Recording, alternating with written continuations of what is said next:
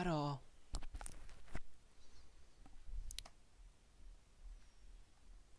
I'm just gonna set some things up. Give me a minute.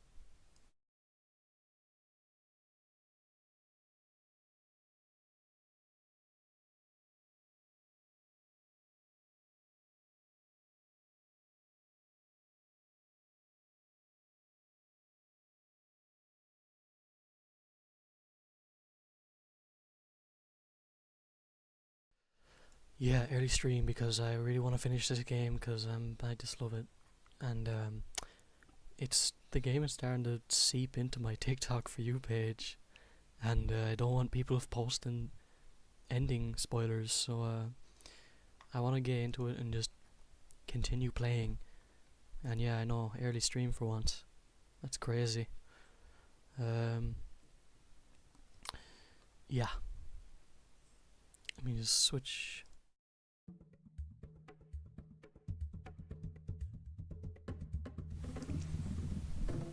Turn this down a bit. Yeah. There we go. Alright, so last time we finished up. Oh yeah, here. Where you got the press and all. Anyways, should get into it. The next few days went very similar to the first. Visiting the Payne residence and hanging out with Olivia's family became my new routine after school. On Monday, I got around to shoveling the snow off the driveway like Randy had asked me for. It was labouring to do so, but it felt good to get it done. Felt even more rewarding when Randy thanked me with some sashimi he mentioned during the weekend. Eventually, I'd gotten the habit of leaving sticky notes for my parents, letting them know I was there, or where I was. Not that they care too much as long as I'm home by bedtime. I won't lie, spending most of my afternoons watching Vinny and Damien yell at the TV wasn't particularly entertaining, but Olivia's presence was enough for me. On Friday, though, while Vinny and Damien were preoccupied by a foam sword duel in the backyard, I decided to plan for our date. The weather that weekend was supposed to be warm, and I managed to convince Olivia that this would be our last chance for a real picnic. That only leaves the location. We've been arguing well into the night over text, trying to decide where to go. I think the beach would be nice. No way, the marine layer will screw with the weather. How about we go back to the arcade? Seriously? That place smelled horrible. Haha, you're right. There's nowhere worth going in Caldera Bluffs anyway. Caldera Bluffs, huh? Does Caldera actually have bluffs? Yeah, dummy, the place was named after them. Have you ever seen them? No. Sounds perfect then. But those are ages away. Come on, it'll be fun to get away from home for a bit. Fine. I'll be over in the morning then. Okay, sure. Night. Nighty night. I let my phone rest on my bed as I smiled to myself. I'll have to look up where exactly the bluffs are in the morning, but I'm sure they'll look nice. And if not, well, there ought to be something exciting there. After researching our destination and getting dressed, I did one last check of myself to make sure I hadn't forgotten anything. Wallet, phone, water bottle, extra sunglasses, written instructions for the metro lines we'd have to take. I'm officially ready to go. Before I leave, I make sure to leave a sticky note on the fridge to let my parents know where I'll be. Maybe they'll finish watching daytime television in time to see it before I get home. Ha. It's only a short trip to the closest station to Olivia's neighbourhood, and I just noticed. I don't. I have the audio playing out through my speakers and not through my headphones. Jesus Christ, I'm sorry. I wonder if that was being picked up on the mic. Shit, sorry. God, I don't know how I was forgetting that. Anyways, it's only a short trip to the closest station in Olivia's neighbourhood, and a short walk from there to her house. The Payne's place is as welcoming as ever. It's starting to feel a bit like a second home by now. In the chilled weather, the yard's growth is slowed, but it's starting to peek through the thin layer of snow. I hope I'm not commissioned to mow now too. Should let Olivia know I'm here. I'm here. You ready? I'll be out in a minute. Is the door unlocked? No, don't come in yet. What? Just stand by the curb and be ready. This is gonna be cool. Oh boy. I stand by the curb as instructed, facing the door. After a moment, it swings open and whoosh. A green blur shoots out the door and directly for me. I know better than to flinch. Olivia's tail slams the ground and breaks her to a halt with a stylish skid. You're here. I am. And it looks like you finally got your wheelchair. And a little flower. Yeah, it came in just yesterday. Didn't want to tell you to make it a surprise. That has new wheelchair smell. Dummy. Well, it looks the same. I do notice how it's lacking all the old scarring her original one had. So did you hear it? Hear what? Exactly. I can sneak up on you now. In your dreams. So you ready for our date? There's a sudden rush of jittery nerves in my chest. It is my first time taking someone out on a date. Trying to rationalize it doesn't help my nervousness though. Yeah, I'm ready. She looks at me with a timid smile, hands held together as she tilts her head slightly. She's wearing a new floral hair clip. Come to think of it, it's the first time I've seen her with an seen her accessorize. That hair clip looks cute, Olivia. The worry in her grin melts away into a fully joyous smile. Ow, fuck. Give me a sec. No, just throwing my belt aside. Thank you, Inko. Which also helps to ease my own. With my renewed confidence, I step around Olivia and go to grab handlebars. Oh wait, you've been out all week. You probably don't need any help. No, it's fine. Her tail takes my wrist and guides my hand to the handle. I don't mind at all. Alright, to the metro station? Yes, please. With Olivia in tow, our date begins.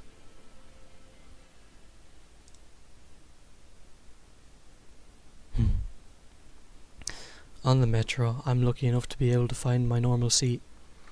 Olivia folds the seat up and places herself right next to me. Something's different.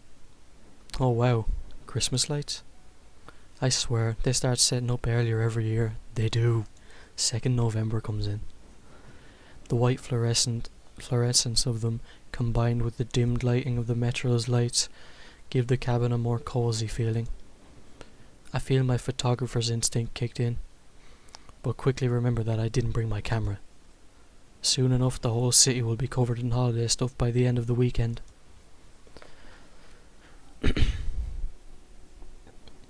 Excuse me. The mental image of a twinkling volcaldera at night is a pleasing thought. There'll definitely be some photo-worthy shots during that time. What do you think of all of it? The decorations? I like them. Why wouldn't I? Yeah, but what's your favourite?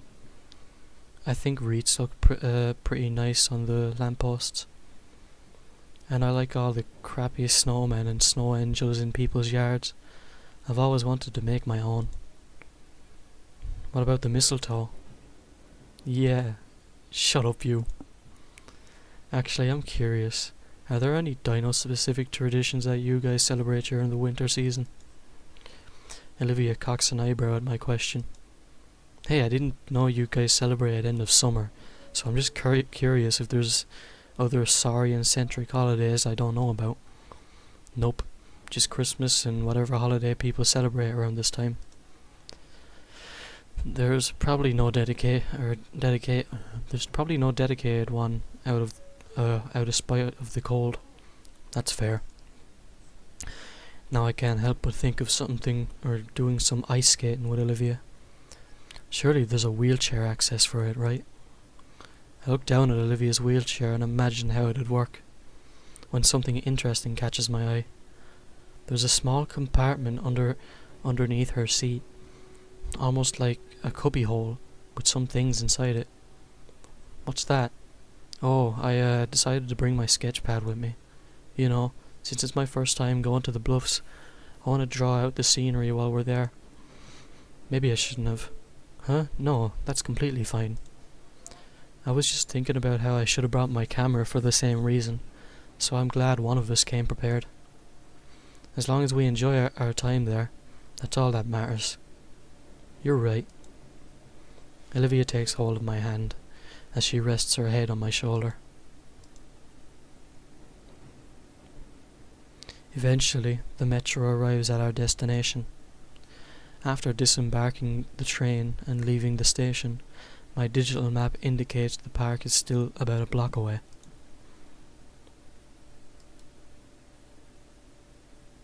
Nice enough area. As we make our way there, we soak in the sights of this area of Val Caldera.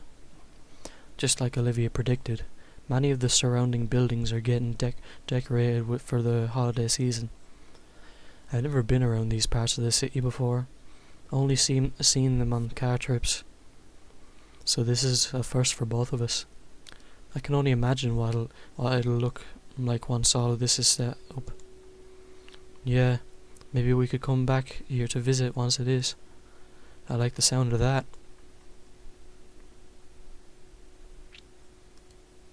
Holy crap. Is that the first picture that doesn't look like a painting? We enter the park's main parking lot. Looks like there's a decent amount of people here this evening, which surprisingly given that it's still relatively chilly. Then again, such a prominent landmark in the city would still draw in a crowd, even with certain weather conditions. Ooh, there's some food trucks. That'll cover the picnic part. Looks like they got a decent variety of things. Tacos, sandwiches, chicken. Shoot, looks like they all have a bit of a line to them. Plenty of time to do other stuff. I'm not very hungry yet anyway. Glancing around, there's a few gaps in the tree line with trails heading into them. I'd wager they're natural trails, maybe bird-watching ones. Do you want to try one of those trails? Olivia looks almost disappointed as she glances between me and the food trucks. We could grab a snack first before we head in if you want. She simply shakes her head. I can wait. Plus, I don't want any arm cramps on the trail. Alright then, let's go. Olivia and I head towards the sign indicating where the trail begins, leisurely walking across the dirt path. The mood is somewhat dampened by the hikers to our front and back, but it doesn't make the natural landscape any less calming. Honestly, I wasn't sure you'd agree to this. What, a date?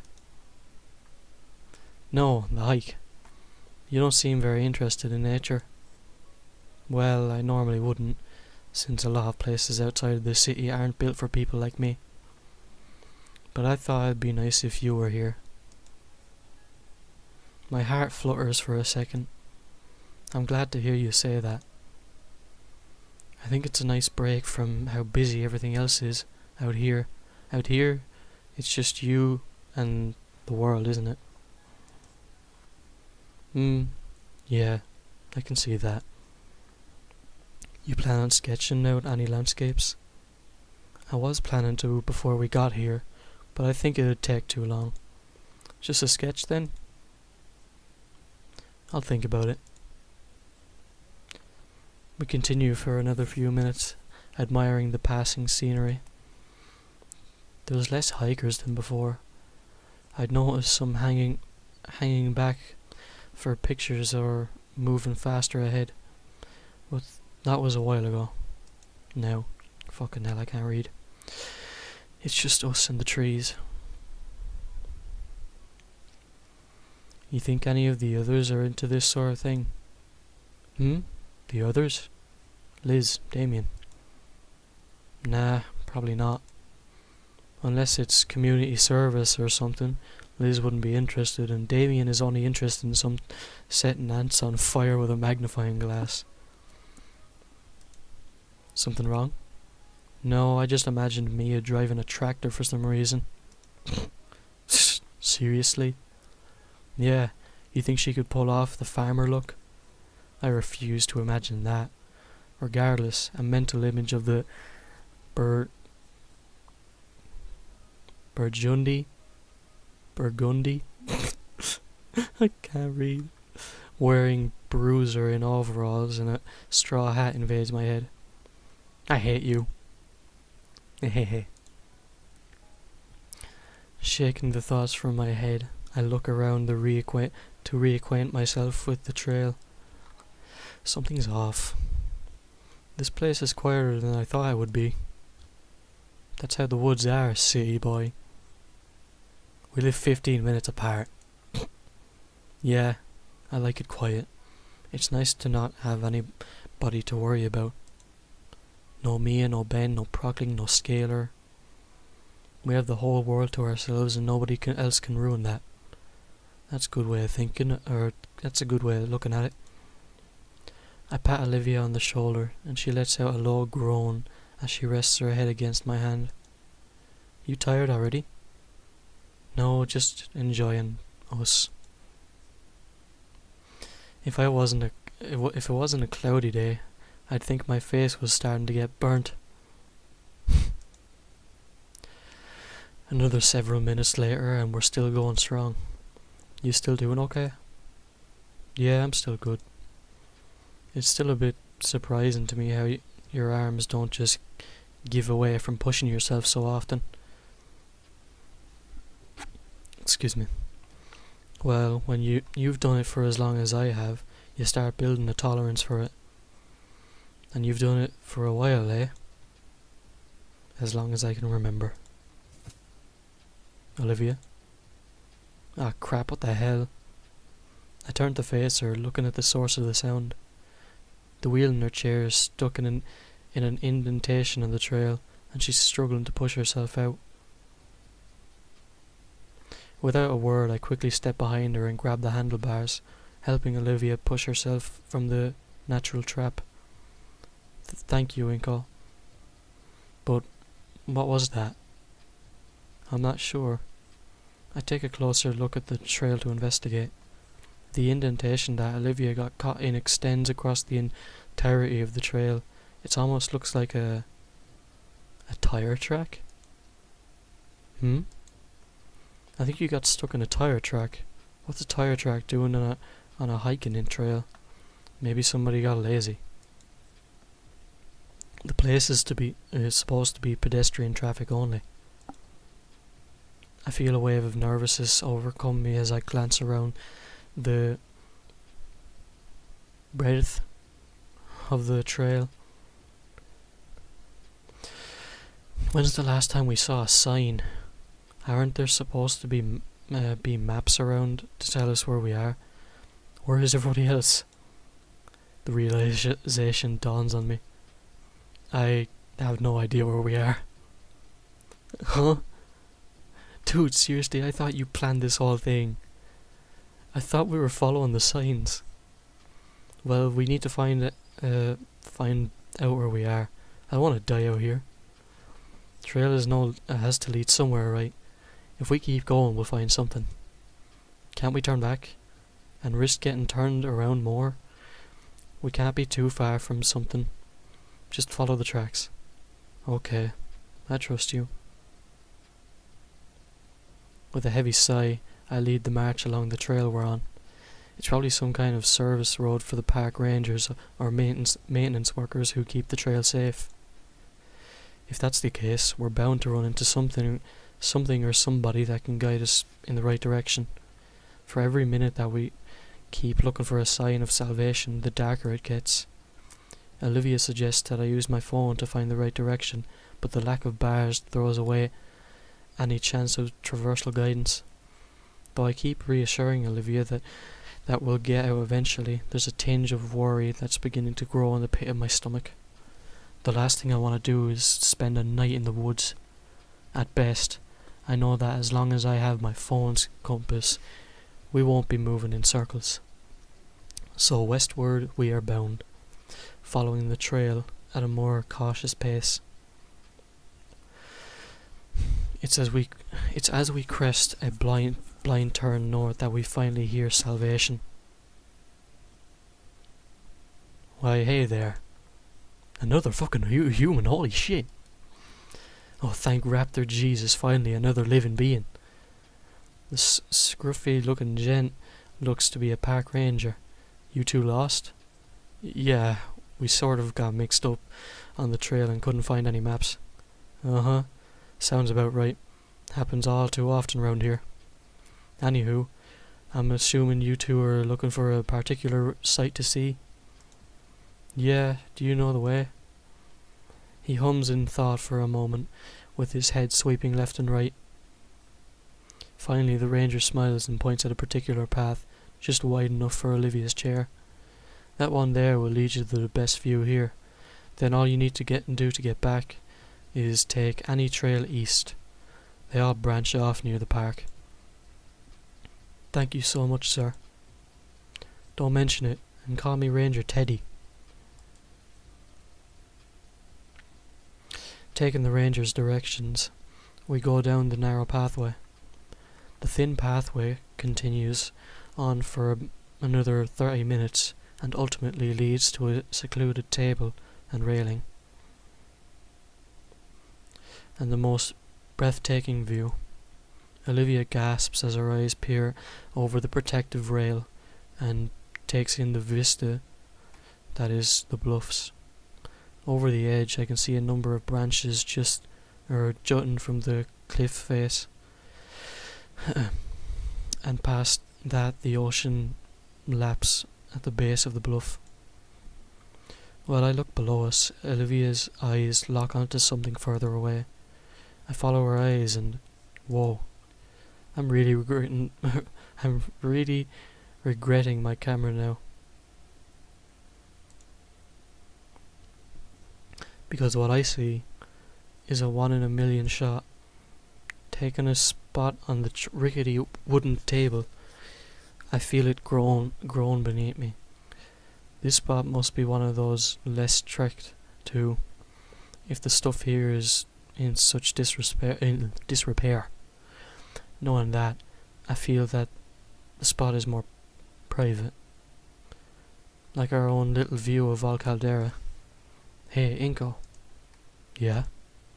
She holds up a sketch pad, giving me the sweetest pitiful look. Do we have time to... Oh yeah, of course. I'm sure we can manage to get back as long as the sun is still up.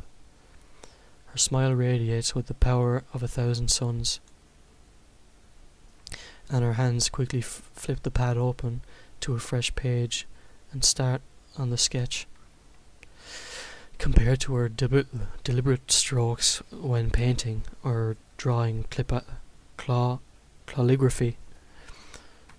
Her sketch pencil moves in a quick, rapid strokes. Her head is constantly moving between the page and the cliff view, and her eye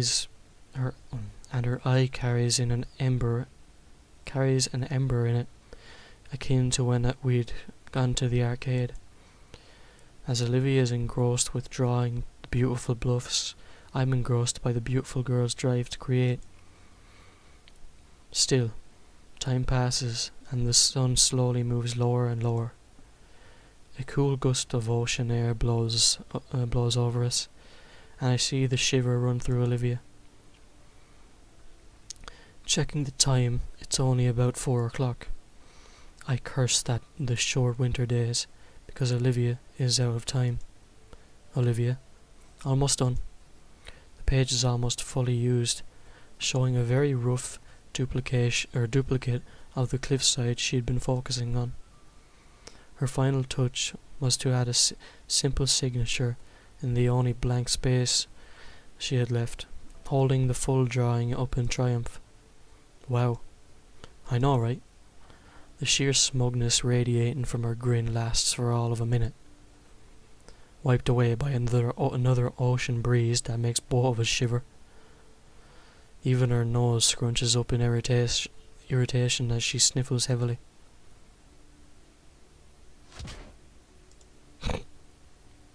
Holy shit, that sounded like a fucking shotgun. Especially as it bounces off the cliff wall. I think she even managed to spook the seagulls nesting in the branches down below. Bless you.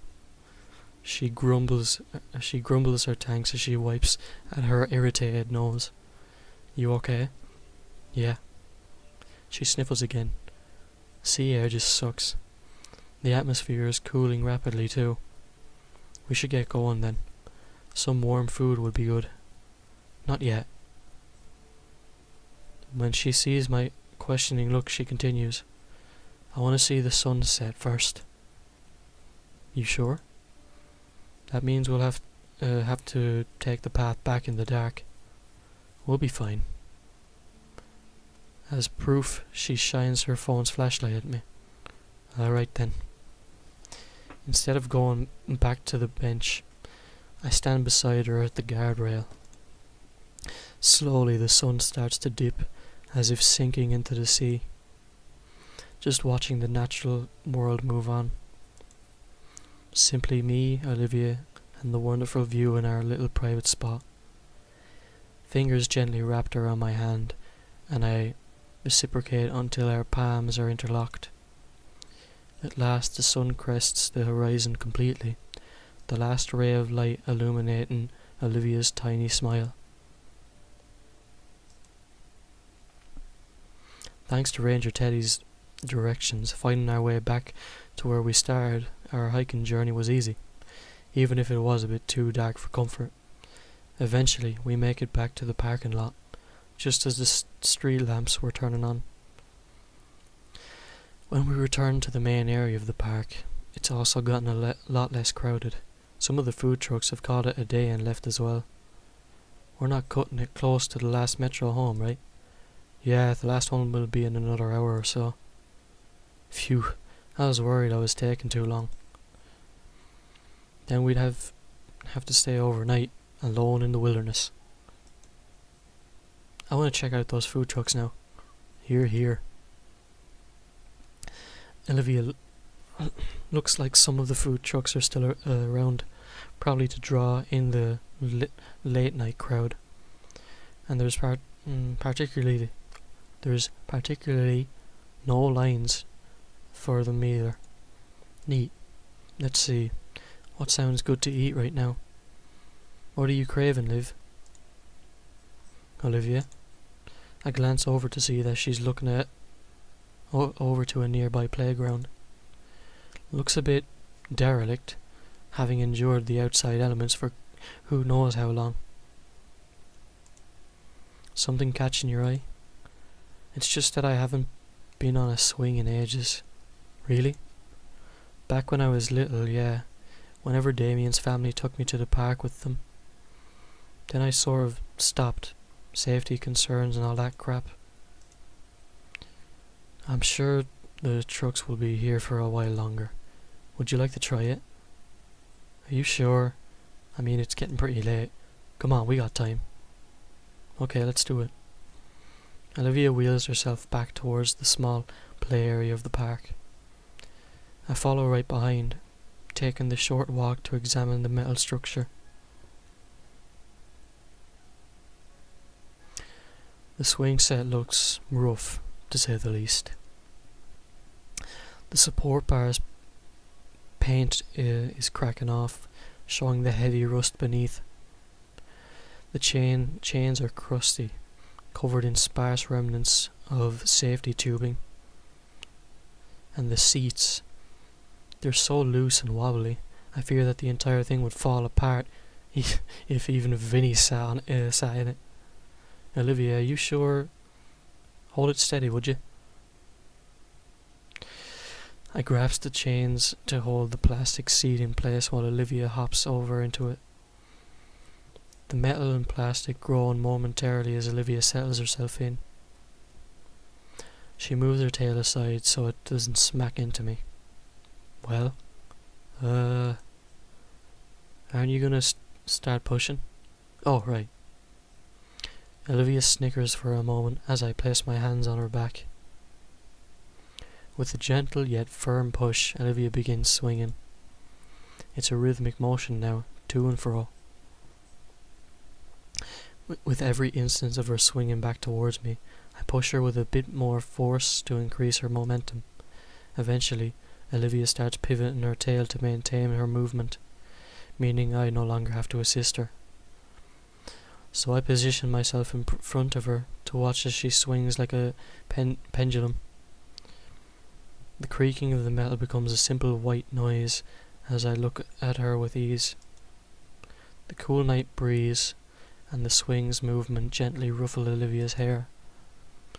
With a cherubic smile, Olivia's eyes close as she loses herself to the simple enjoyment of swinging through the air. To see Olivia having a moment where all her cares are gone, where there's no troubles or drama consuming her, to see her truly at peace. It's an image worth 1,000 words, and one I hope to never forget.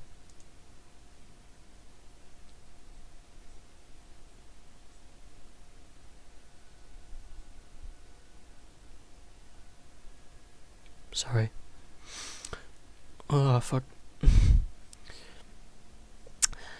After a while, I sit beside her on the accompanying swing. Say, Olivia. Yeah? Her voice is a soft whisper of contentment.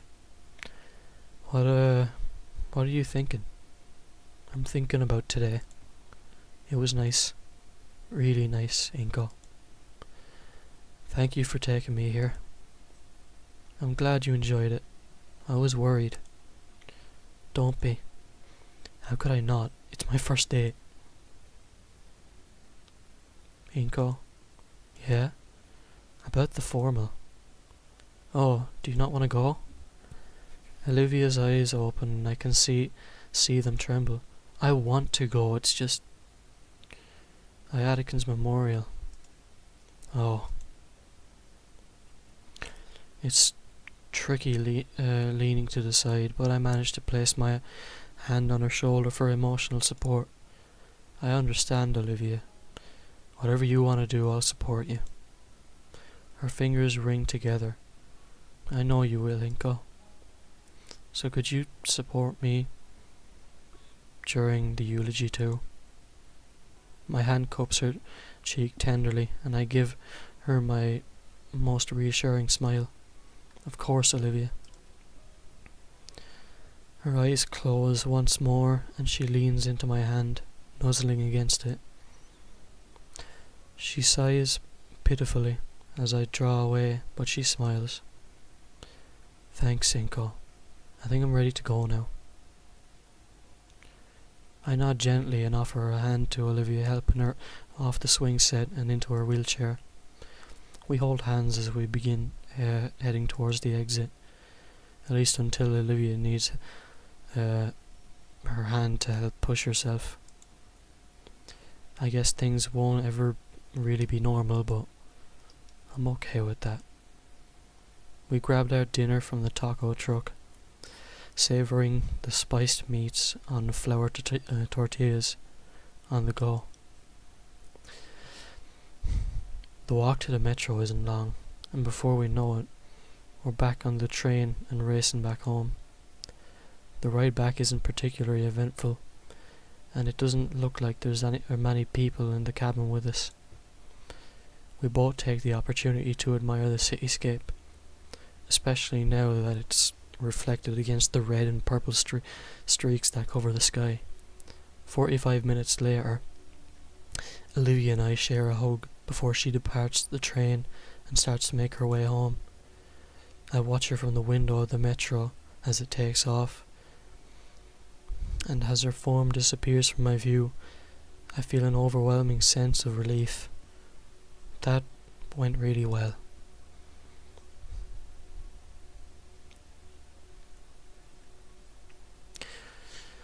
I hope she'll be okay for tonight without me there. Maybe I'll ask Damien to keep an eye on her for me. I should stop worrying so much. She'll be okay, I'm sure of it.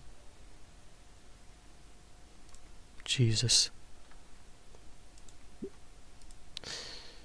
God, this is hitting so hard. Fuck's sake.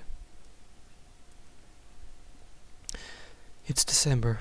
Winter in Valcaldera Bluffs is officially here. And as if to celebrate the occasion, tonight is St. Hammond's winter formal. Hard to believe it's already here. It really crept up on me. Whenever I'd remembered the event coming up, I just forced it out of my mind. Whole thing has me pretty anxious. It's like a date, but on a whole new level, like there's some formality to it. I better not mess this up. Anyway, I find myself with a new difficulty in my life. Over and under and around and under and tug. Ah! I reel and loosen the lethal neckwear from my collar, tossing the devilish cloth on the floor in frustration. Scanning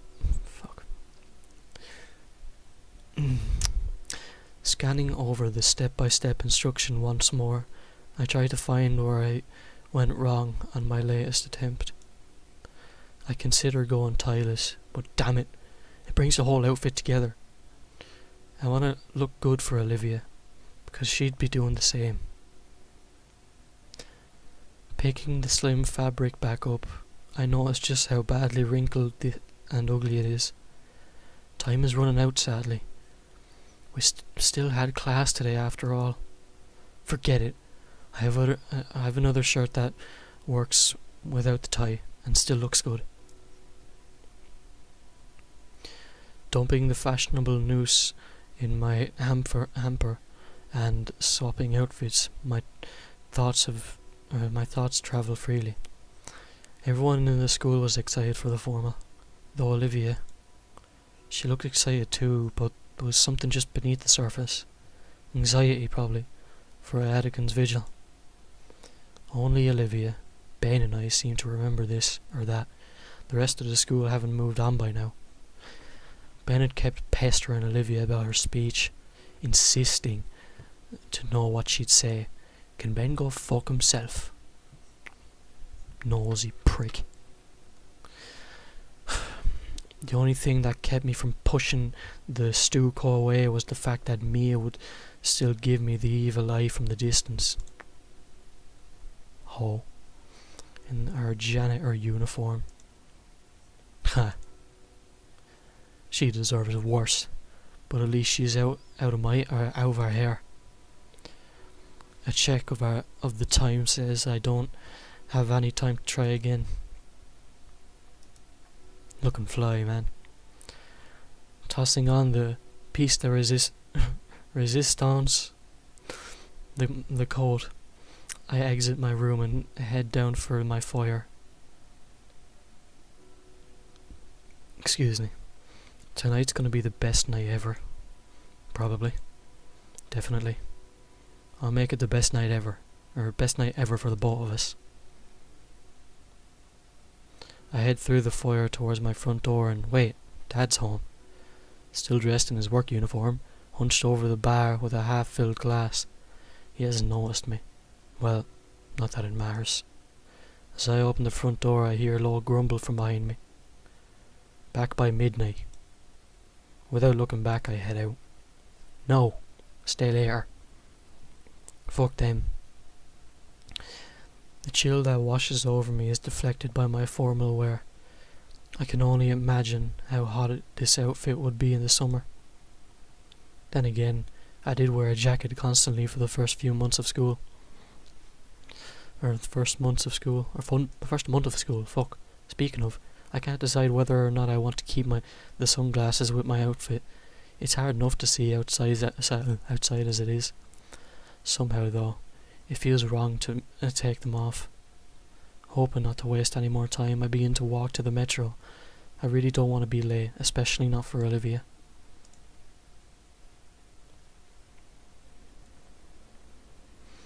It's the same ride I've taken countless times this year, but this time it has a sense of finality to it.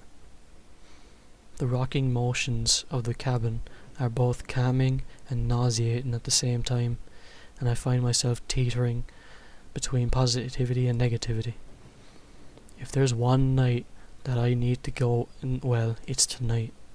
No dodgeball to the face, no falling in pools, no harassment from anybody. I pray that Attican's eulogy goes smoothly.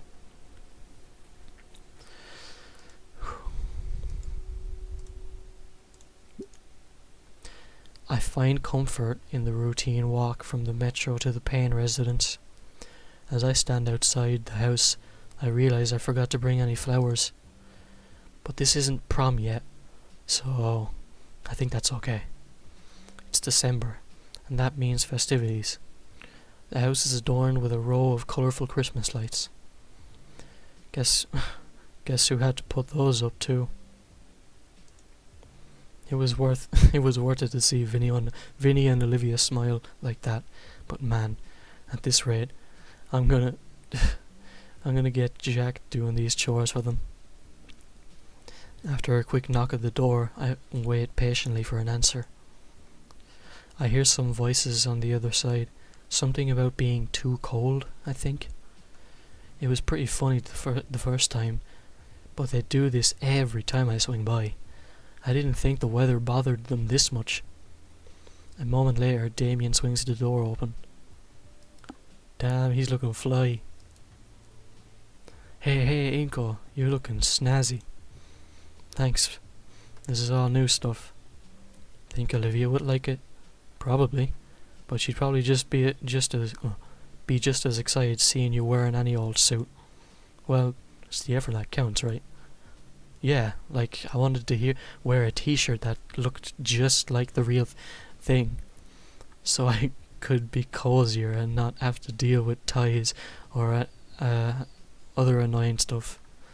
But Mom threatened to beat the snot out of me if I did for some reason. Though I'd get away with doing it anyways. But then Liz threatened the same thing. Girls, right? Anyway, come on in already. It's dang cold. He slams the door behind me when I step in. The inside is also decorated for the holidays. Sophia must have spent hours decorating, as the living room is a tapestry of Christmas spirit. It even suffices the air, with the internal heat and mixing with the scent of sweets baked with cinnamon. I'll have to ask her later to take a picture of this beautiful holiday scene within the living room. I wonder how that was put on, or if it was just clipped on her. Liz and the Paynes are all sitting in the living room. Hey guys. Inko, is it true you ordered a... Shh!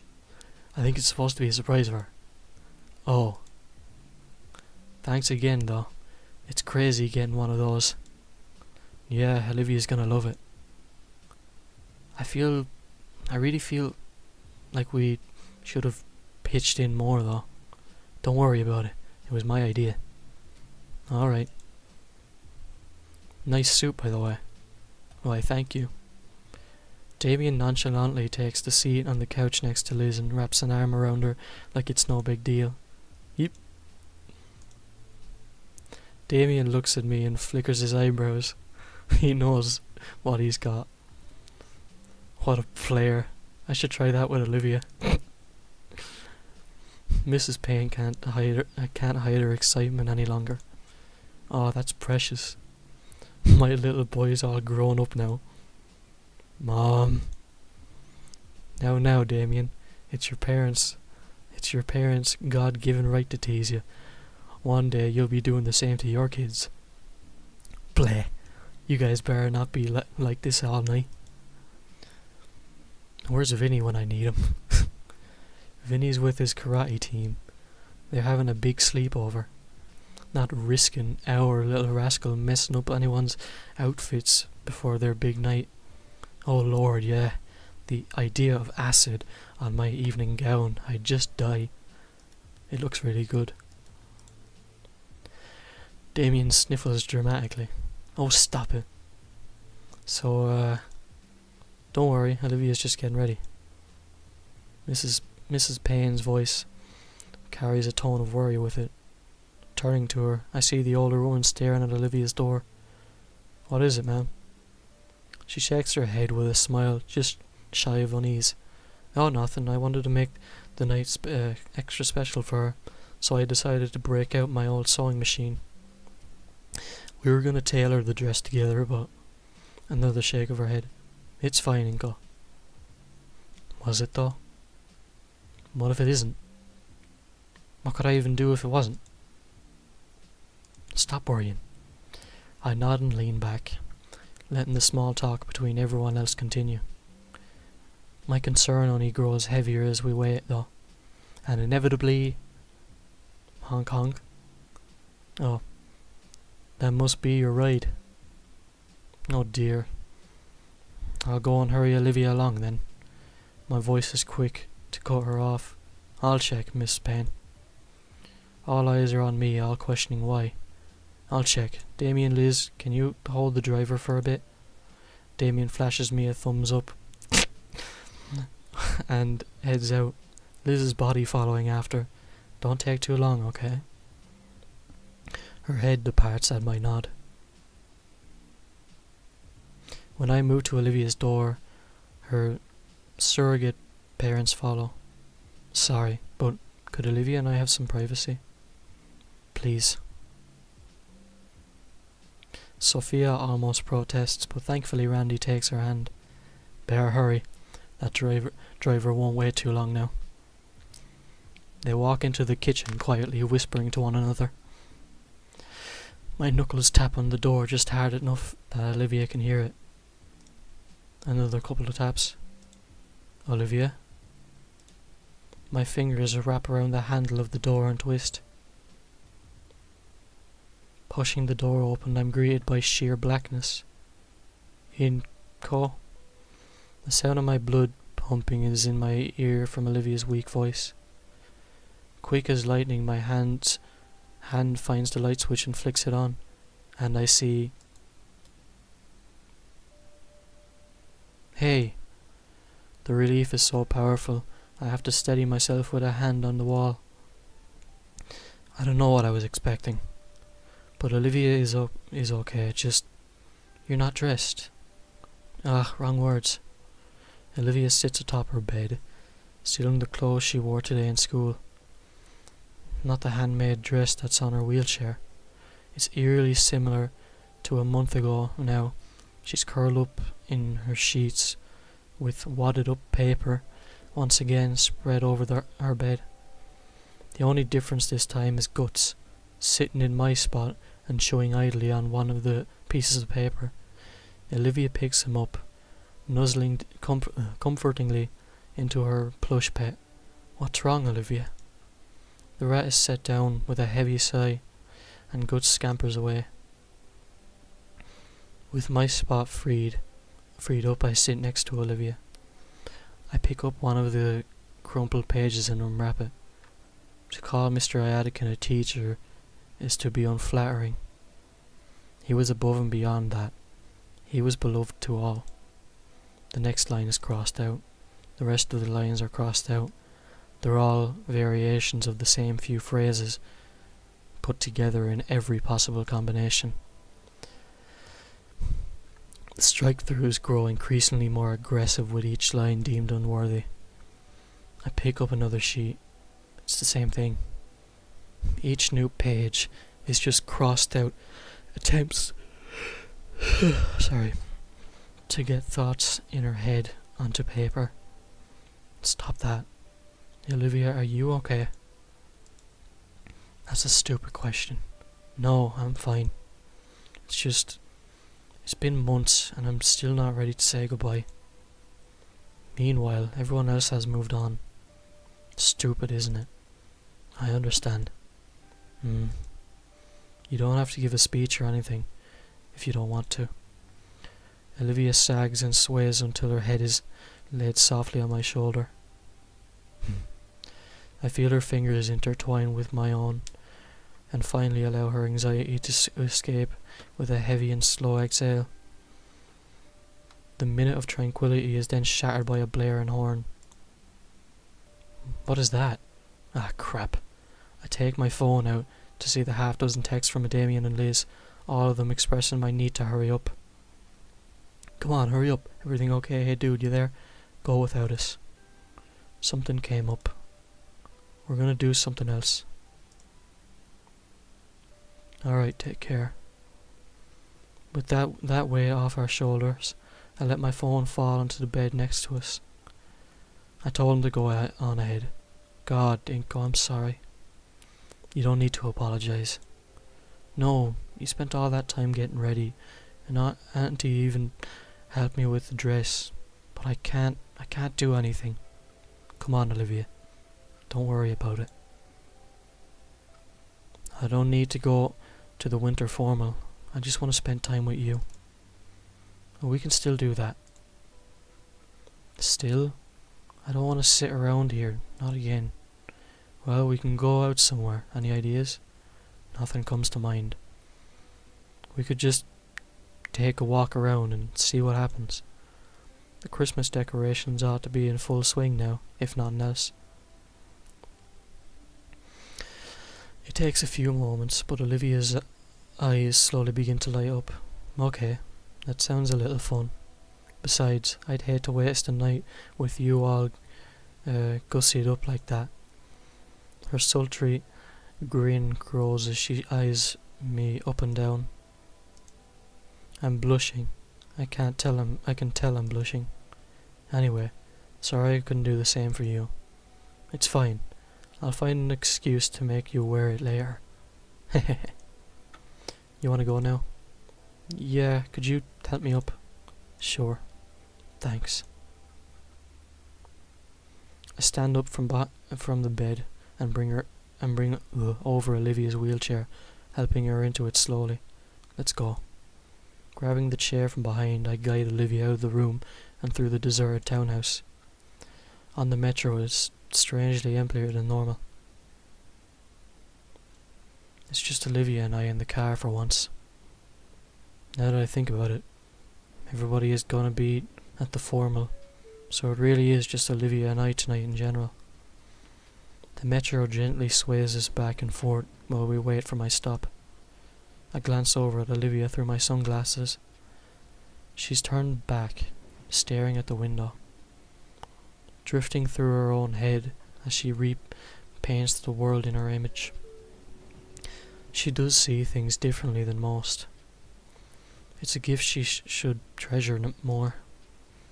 Man, is this really okay? I get the feeling that this is one of those things that she's always gonna regret. Not that I should have forced her to go on or anything. Still, I should probably try to do something about the situation, but what? Our stop is in another 8 minutes. My head fills with thoughts of my empty home, and I consider, is that where I should bring her? Some lonely, isolated place? Maybe. A slapdash plan forms in my head. It's pretty stupid, honestly. And I'd be making it up as we go. But it'd definitely be infinitely better than letting Olivia just hide away more. 5 minutes. Olivia doesn't seem to be paying attention. Her head is turned, eyes focused on passing scenery through the window. She probably expects me to tell her we're at my stop. I can feel the train slowing down just a bit more, so I stay silent and turn my head towards the window too.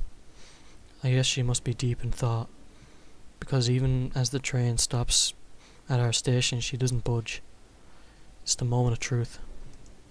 The doors slide open, and then they shut. The train continues. We're now in untested waters. The train takes us to an unknown destination. Hope it's a good one. After a few minutes, Olivia comes out of her reverie, confused. Wasn't that our stop? Oh, was it? Whoops. Oh well. Oh, well. Inko, it's gonna be hours before it loops back around. Well, we can get off at this next stop and wait for a different train, or take a taxi back. No biggie. You don't seem that surprised. Well, I'm looking at it like an opportunity. We can go do something neat. Something neither of us are expecting now, right? Yeah, I guess. I think that would be cool. Yeah. The metro starts slowing to a halt. I squeeze Olivia's hand. Adventure? Yeah, adventure. I gesture out the door in a polite ladies first manner. Then I start pushing her once she's away from the wall. The cold December air hits like a brick wall. Jeez, it's freezing. We exit the metro into a carefully placed stone path. The district is enchanting. Older buildings of faded stone and brick with colourful lights casting them in a magical glow. Older, but well kept. As we move along the cobblestone road, I feel as though Olivia and I had gotten off the train in another time period entirely. Gas lights, decorated with tinsel, replacing the modern street lamps that normally light up the sidewalks. The difference between this place and the rest of all Caldera is night and day, and manages to invite an even cozier feeling to the of the holidays.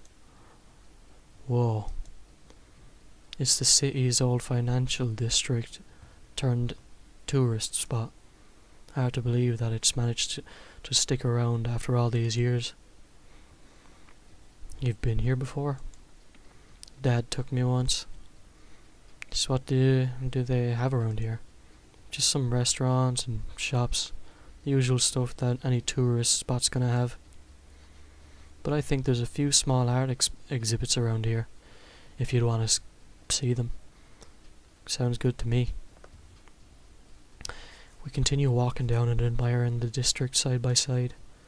There's a few other dinosaur folk around the area, and it's noticeably clear that they're well wrapped for the sake of heat retention. Thick coats and puffy jackets were the primary apparel, with some added scarves and beanies to further aid in keeping warm.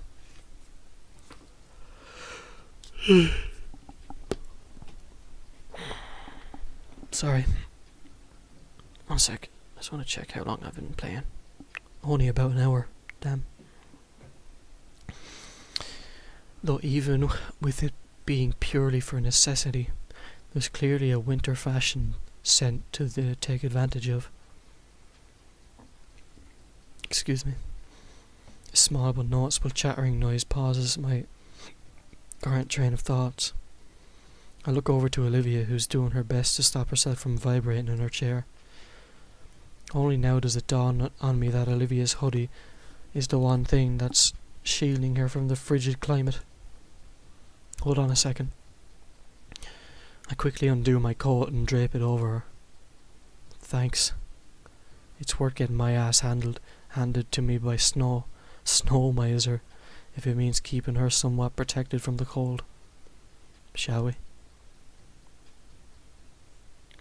After a bit more walking, we find ourselves in front of a quaint bistro.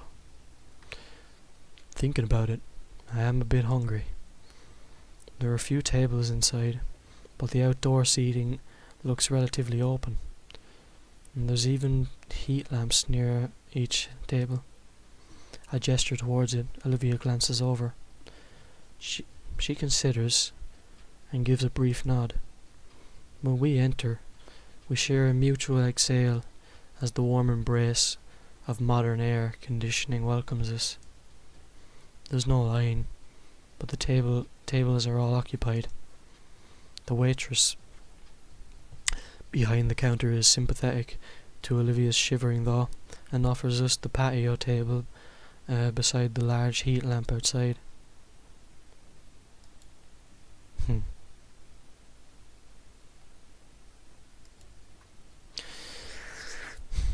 Our order of burger and fries was quickly made, and we're ushered into the warmest spot in the front of the restaurant. The warm burger and heated light invigorate Olivia. I hadn't realised just how bad the cold weather affected her, and I feel relieved as I watch the colour return to her scales. And as she recovers, so does her appetite. As I slide my plastic basket of fries to her, I notice that the little square has gotten more populated. Despite the cold, several dino families fill the remaining seats with more food, some just taking advantage of the heaters. Something going on? I poke Olivia and gesture around. She shrugs. After a few more minutes, an oddly dressed group crosses the middle of the square. Compared to everyone else, they're very underdressed for the weather, wearing fur vests and oddly baggy shorts. There's 10 of them in total, a family of feathered raptors. Swallowing a mouthful of burger, I turn to Olivia to ask and see an excited grin on her face. You know them? Shh! Oh man, I forgot it's Friday night. There's always some live performers here. Just watch. Funny. Whoa! An elder-looking dinosaur stands out front with a microphone. He must be the leader, ringmaster. Good evening, everyone. It's a truly magical frosty night out, so let's warm things up just a little bit for everyone. Each member is adorned with various hoops and juggling pins that light a blaze. So please gather close and let the Ashtail clan share a little fire with everyone. And I will introduce myself. I am Fire Master Alejandro. I assure you, tonight is a very special show. They continue setting up. A sign is placed nearby, with their socials on them. I do a quick search and whoa, with these kind of numbers, they might be quite the spectacle to garner on online audiences of this size. Several children tug away from their parents and sit on a perimeter set with rope on one of the members had laid out. It makes me just a bit nervous, but they're for professionals, I hope. We begin with the traditional Bateria del Fuego, I think. A drum beat starts playing from a nearby amplifier. It's a steady, strong beat, no doubt meant as a metronome for the group. After a few seconds, the troupe begins dancing. Rod spun a flame, creating wheels of fire that they ran about the square. The crowd cheers as the embers sweep by them.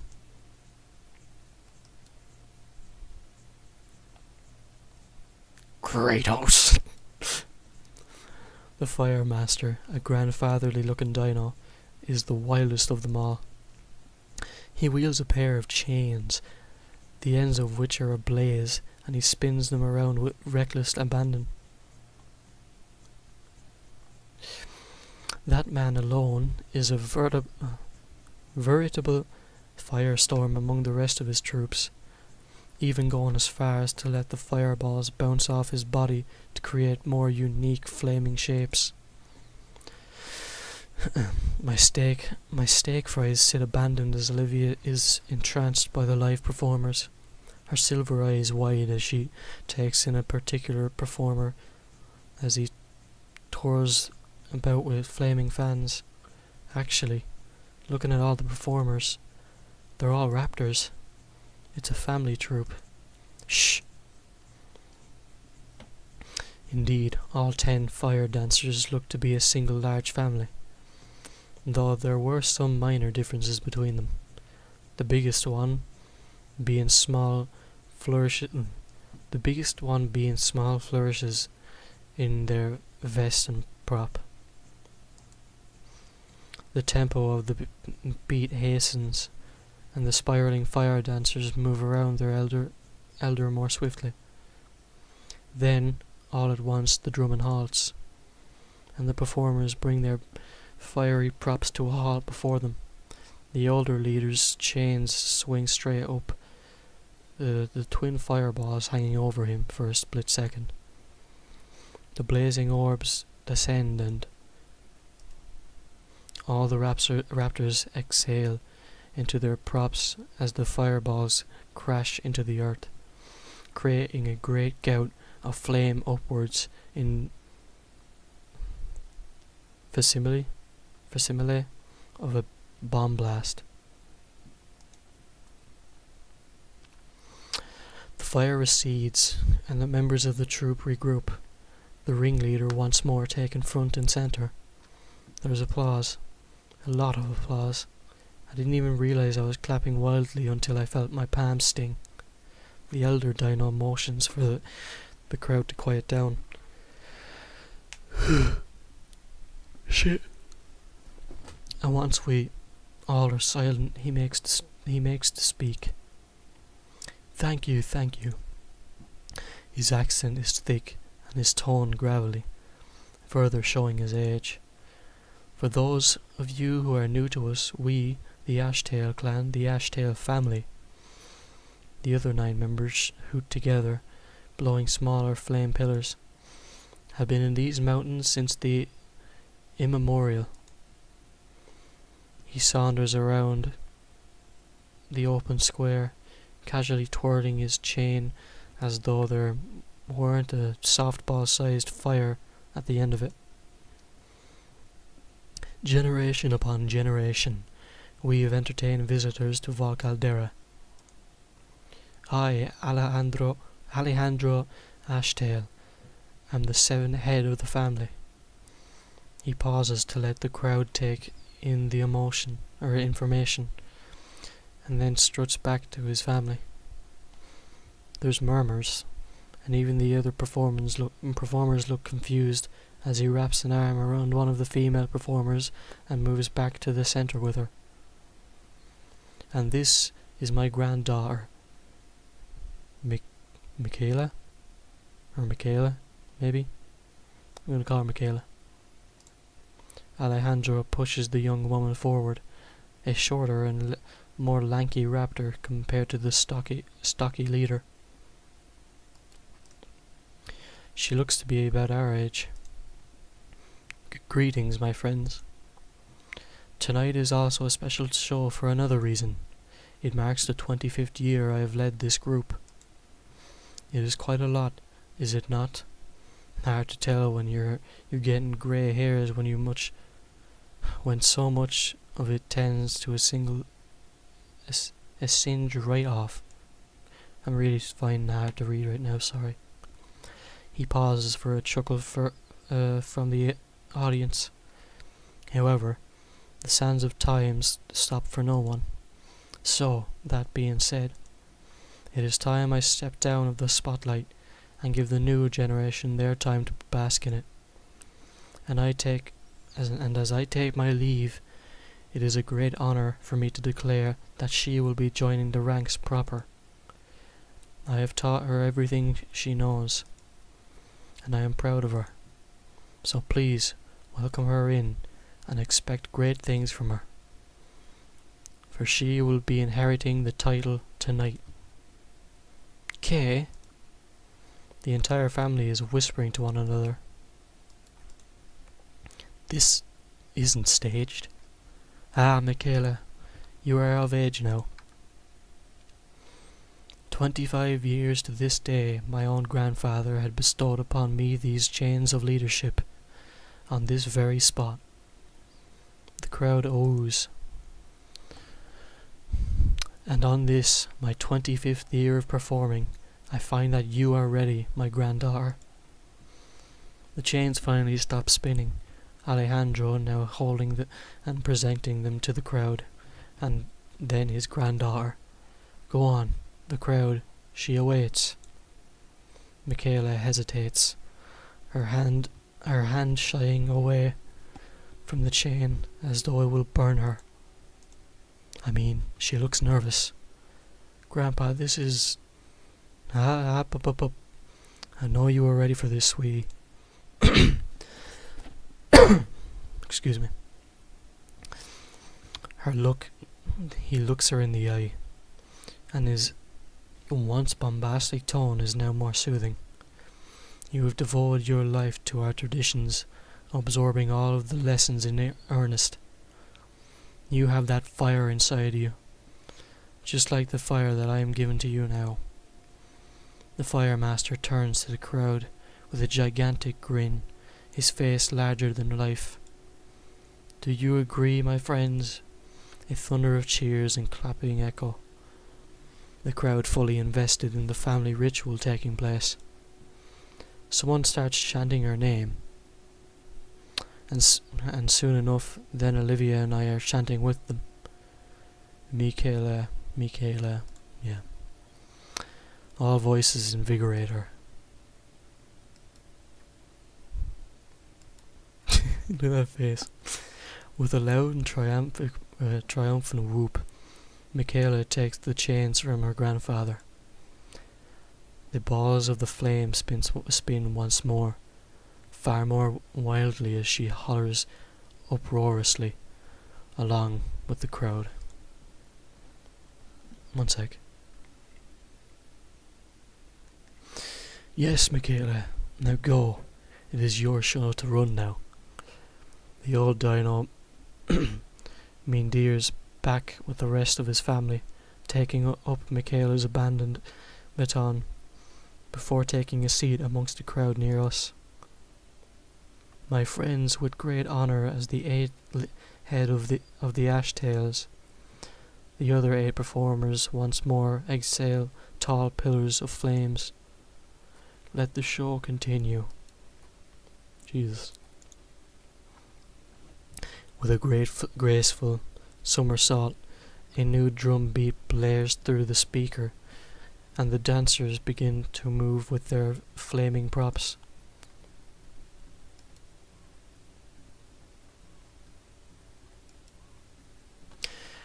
The new member moves with elegance.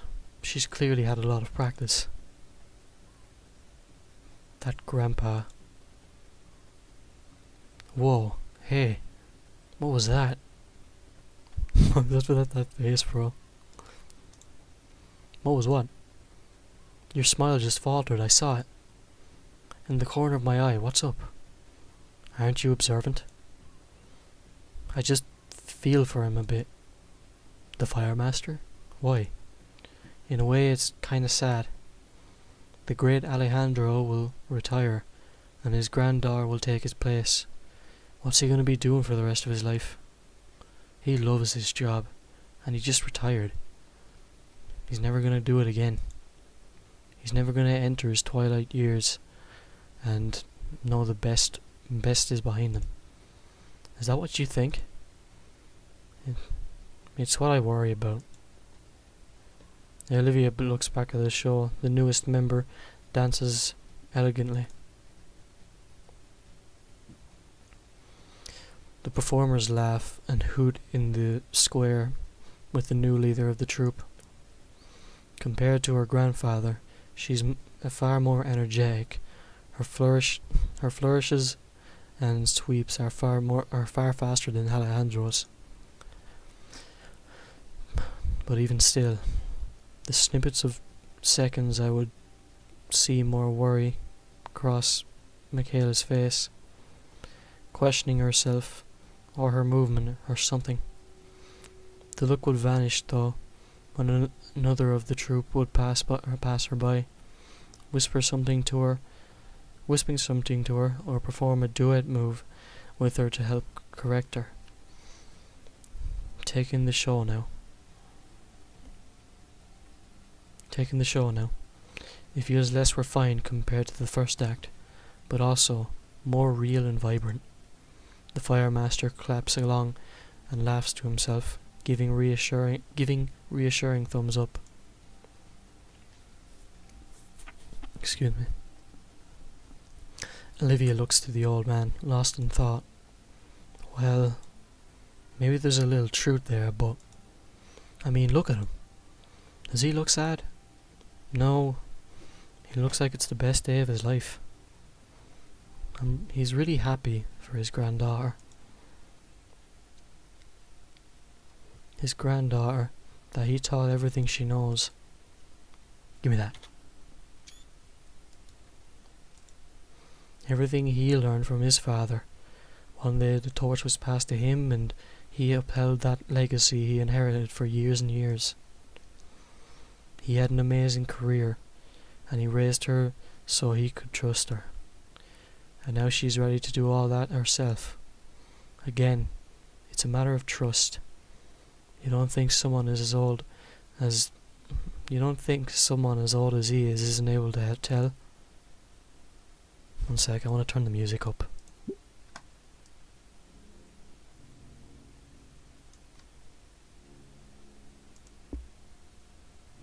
It's an old tradition, you know.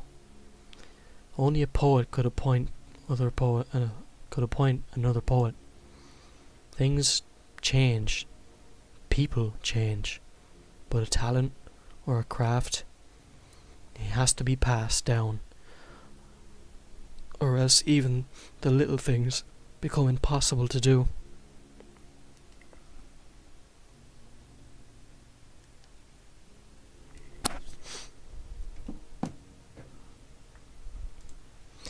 Alejandro knew his craft well enough to perform for 25 years. And look at Michaela. She's performing just as well as he did. He knows better than a Cinco, so I don't think he's wrong for wanting to pass on his legacy. To pass along everything you know like that to someone you love.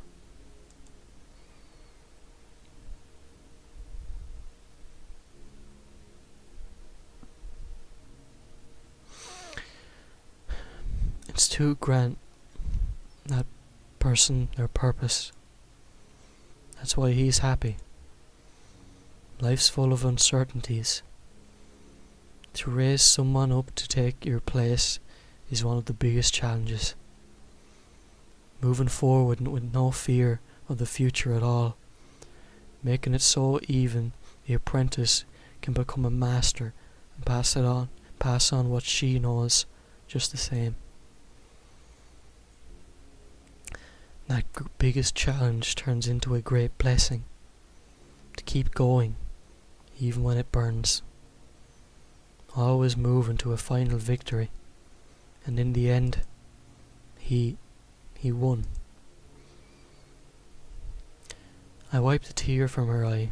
She leans into my hand. Somewhere in there, something changed. He started referring to two people. I want to tell her, but she knows. I think I'm ready. Inko, I got it. You got what? I really can't explain it right now. It's more of a feeling, It's like a flame. Those eyes. It took me a second to notice that. It just, reflected on her and Iadican. We need to get back. What are you waiting for? Let's go. She yanks my arm and starts burning rubber towards the direction we came from. Olivia, go where? The formal, dummy. What? She races off back towards the metro station before I can even finish my question. Wait. The eulogy. I take off after, the uneven cobblestone making catching up very difficult. As I pass the propped up sign, I stop yanking a 20 from my wallet and dropping it in the tip box for the ashtails. The little girl standing by it beams up me with a toothy grin. I'll melt later. Can't get distracted. Where is she? Ah. I catch up to her, still speeding towards the metro station. Is there still time? It's almost 9. There's still time. We can make it. Should we run back to get your dress? Olivia stops and skids to face me. Fuck! It's the other way. We can't. Both our heads jerk sideways to the bouquet,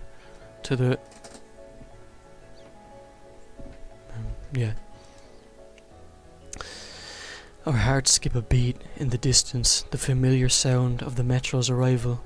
We have maybe a minute. You got $200. Merry Christmas. Thank you, come on.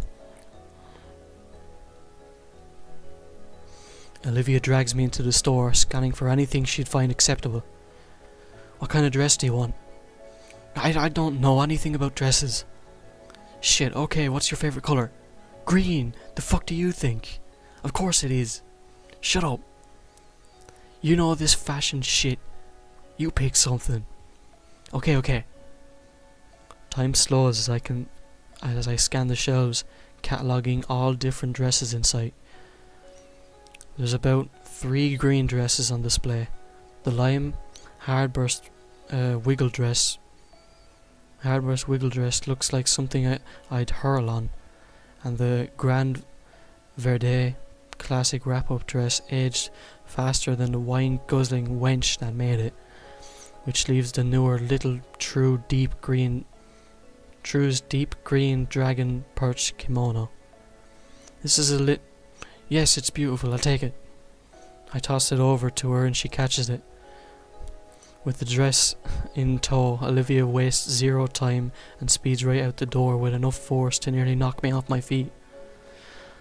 I have to stop the shop owner from giving chase by hastily handing her the two Benjamins.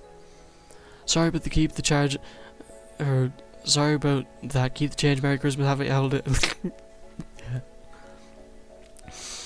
Olivia's still ahead, trying to put the dress on already, and still move forward towards the metro. We're right there. Lift your tail.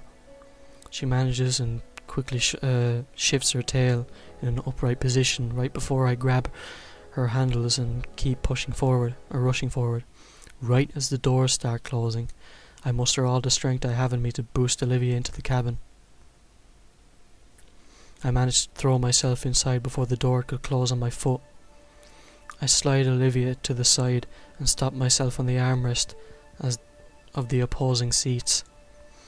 I'm left breathless. Whew. The heck are you out of breath for? It's tense. Are you alright? Yeah, I'm fine. I finish catching my breath and sit in the seat for normally. Olivia moves into her spot and keeps struggling to put her dress on. She tosses me her hoodie. How does this even work? Olivia waves the kimono around like a signal flag, confused as to what goes where. Here, let me help you out. I bought a smoking jacket a while back. shouldn't be too dissimilar to wearing one of these, I think. A smoking jacket?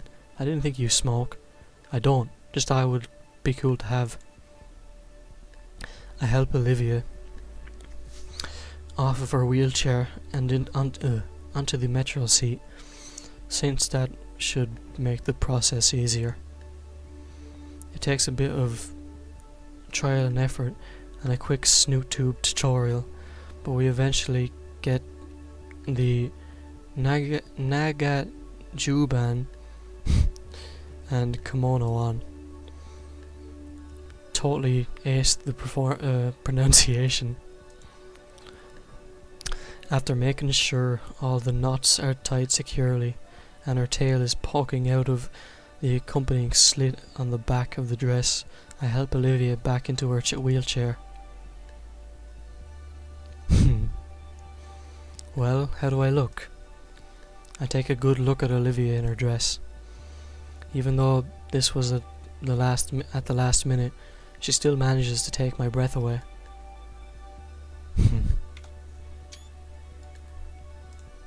You look beautiful. You're just saying that. I am, and it's the truth. Wait, do you still have the tickets? I reach in my back pocket and pull them out, offering her to see. She takes one and stares at it intensely in her hand as I thought it were gold. 7 p.m. to 10 p.m. Still got an hour. She glances up at the terminal. 9:30. We can make it. It'll be close. The speech might go a bit over the limit, but we can make it in we can make it in the last minute. Okay. Olivia starts hyping herself. Hyping herself. Her lips move, but no words come out. Olivia's head would usually or occasionally bob in approval or shake in disapproval too. There's a heavy tension building in my chest. The LED clock displaying in the carriage looks like it's going thrice as fast. I can't tell if time is going too fast or our train is going too slow. Sorry, I'm just stretching. Oh God.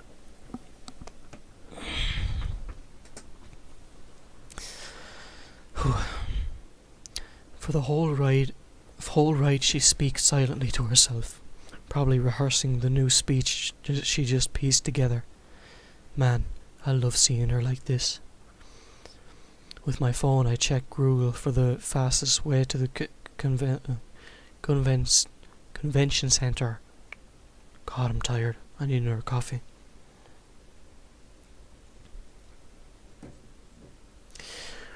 We're cutting it really close, made worse by my discovery. While I don't want to disrupt her concentration, we have to transfer lanes at the central station. Olivia is still lost in her rehearsal as I push her out of the train and race through the full railway station. I curse the building's layout, the second line having been built what feels like miles away as I try to get used to it.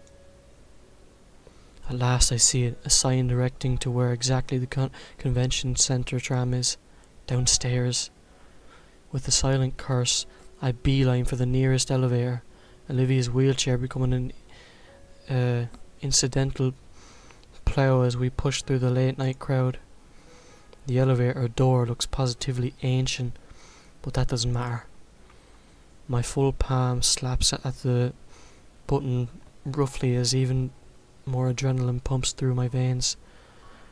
Right now I feel a sort of hyper-awareness, the rest of the world going at a snail's pace as I repeatedly jab at the button. When the doors finally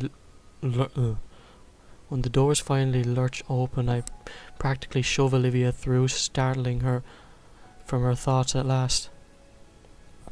Ingo. We're gonna make it. Ingo. All at once I feel my energy plateau. Slumping heavily against the handlebars of Olivia's wheelchair, my body finally registers how hard I pushed it. With a gasp, I am floored completely, my lower body feeling excessively heavy as the muscles within my legs wail in pain. When the elevator doors reopen, Olivia thankfully wheels herself out. I hang onto the handlebars while I drag my feet after her. The transfer train is there, thankfully. We're gonna make it, Olivia. You said that already, Inko, are you alright? She peers back at me over her shoulder. I simply smile and wipe the sweat from my brow with my sleeve. Getting aboard the new train, I allow myself to collapse on the seat by Olivia. Olivia keeps looking at me with her moonshade silver eyes filled with worry. My only response is a tired smile and thumbs up. The second metro line goes just as fast as the first. 9:45.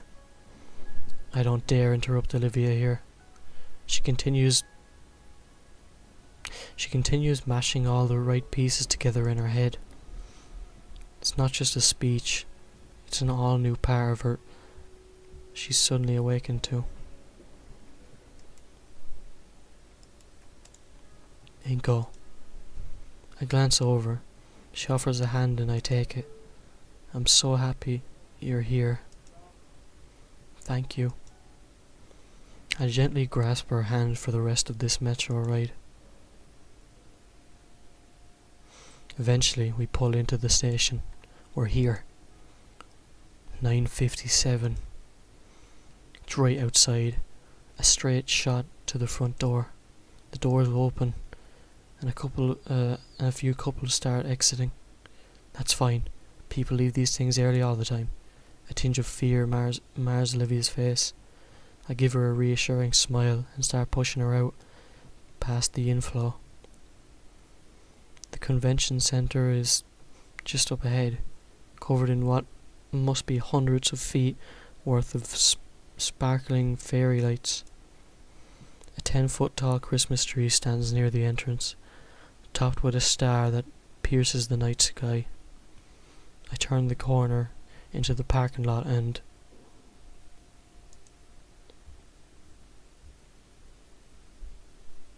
the chatter of milling couples entering cars or walking past us to the metro. My pace slows to walk. We can't have been that late, could we? There should be a few minutes to spare. There should be. As more couples trickle out the door, a tired figure stands at the door. Great, it's Ben. He's holding the door open for a few more couples. I stand in front of him, and when he notices us, he stops and stares. Ben, what are you two doing here? It's over. Go home. We need to do a clean up. But the formal, it ends at 10.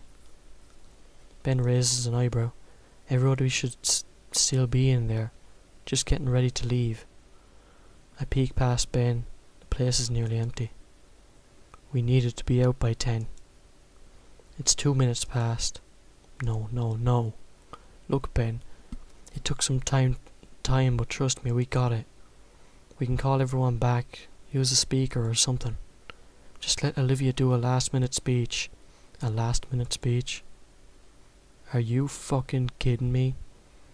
Great, here now Ben's gonna try and get all fucking pissy. Olivia, you made a commitment, and you failed. Again. Like always, you throw this pity party for yourself and someone else has to pick up your slack. Inko, smack this fucking bitch. I can't even drop the act for Iadican. Well then, Olivia, you won. You abandoned Iadican so you could run away with your boyfriend and pretend nothing else happened. Congrats. Dude, holy shit. What the fuck is wrong with you? I get up in his face. Olivia tugs softly at my sleeve to pull me back. He sighs. I'm not getting worked up over this. You got a speech? Okay, let me hear it. I'll be your audience,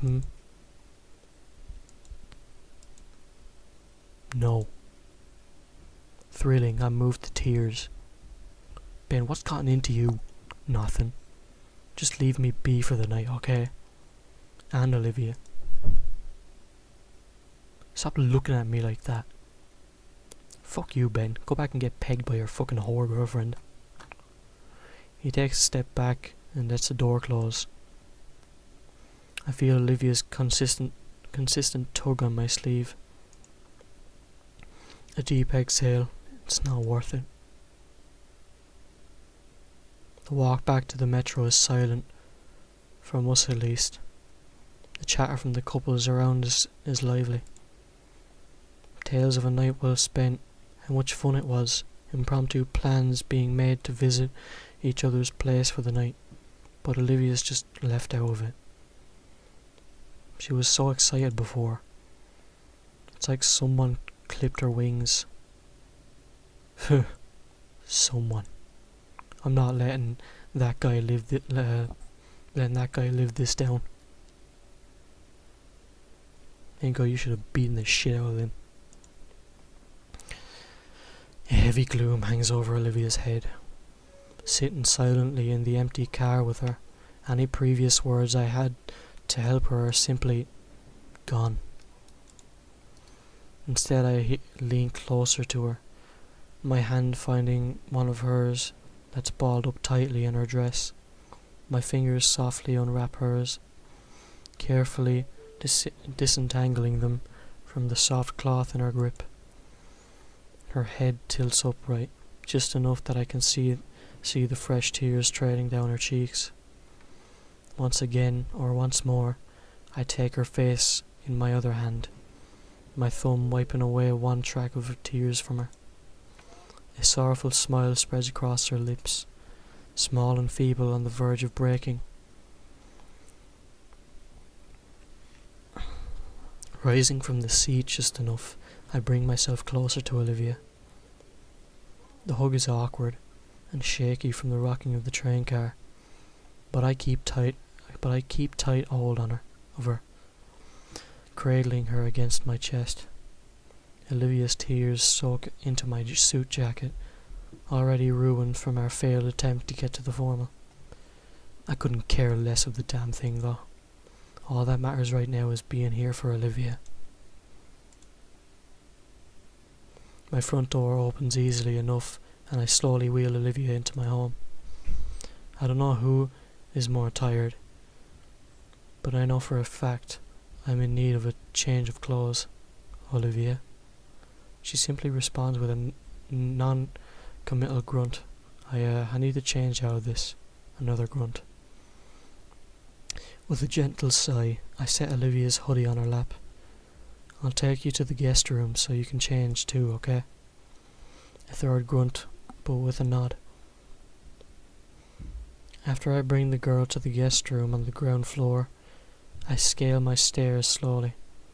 Once again, from Olivia, I feel the full weight of all my extortions tonight.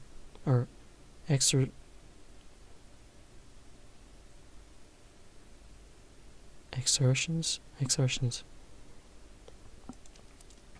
My arms feel leaden, my legs a wobbly jelly.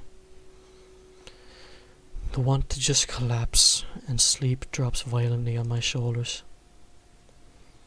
But I find the strength to haul myself into my room. It's a struggle to remove the sweat-soaked clothes from my body. Removing the undershirt almost made me slam my face first into my wall. Inko, what? Ow.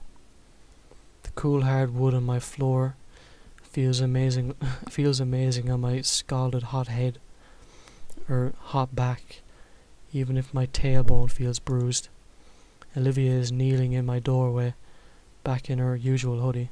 Did she crawl up the stairs? Seeing her concerned look helps to dull the pain. I'm fine. Good. She shuffles further into my room, her eyes rovering over my walls thoroughly. I consider standing, but my legs could use some reprieve. so I simply reached for the clean shirt I'd set aside and slid it on swiftly. Nice room, thanks. My knees ache terribly as I shuffle after Olivia, uncaring about how it may ruin my dress slacks. Olivia plants herself at the front of my bed, and I take the spot right next to her. Her hand finds mine immediately, and her head lands on my shoulder. We simply sit and relax like that. The stress from it all oozes off me as Olivia nuzzles against me. It's an odd sort of silent serenity that settles on us. No sound at all except for how breathing each puff of air taken within more and more of our worldly troubles. Inko. Her voice is soft and steady. I'm sorry about tonight. It's all my fault. I lean my head against hers and shake it in rejection of her statement. It's fine, Olivia. I don't blame you for anything, Ben said. But but if I realised sooner. I shake my head again. What matters is you figured it out. And I'm sure that Mr. Iadican, her breathing hitched in at his name. I mean, you understand what's important, yeah? Her head bob of agreement presses her silky hair across my cheek, or against. What matters now is that we're together and enjoying the rest of the night, okay? She bobs her head again, and I can feel her anxious sigh escape her. So, what do you want to do? You can watch movies, or maybe I can show you some photos, or Inko. I pause to hear out what she wants. I'd just like to stay here with you. Of course, another pause, but what is it? Just name it, Olivia, and I'll do my best. Well, could you turn the lights off? The lights? Those lights? The ones with the switch all the way back at my doorway? My legs are practically cinder blocks now with how heavy they feel. But if it's what she wants, of course. Sheer brutal agony lances through my sore leg, but I manage to get to my feet. I swear I hear snickering as I slowly shuffle to the light switch. Must be my imagination. Once I manage to get to the wall, it's a simple matter to flick the switch off and douse my room in evening darkness.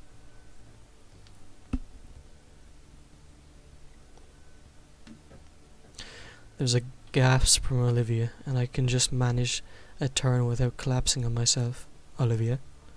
The stars, Inko. Stars? In the dim moonlight filtering into my room, I can see Olivia's head turned towards my windows. Huh.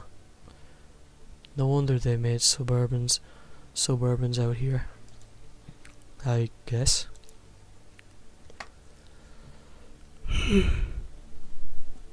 Oh, sorry.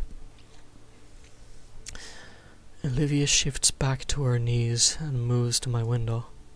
Wow. You like stargazing? My dad used to take me out. The nebulas I saw back then, those colours, they've always stuck with me, swirling around in my thoughts.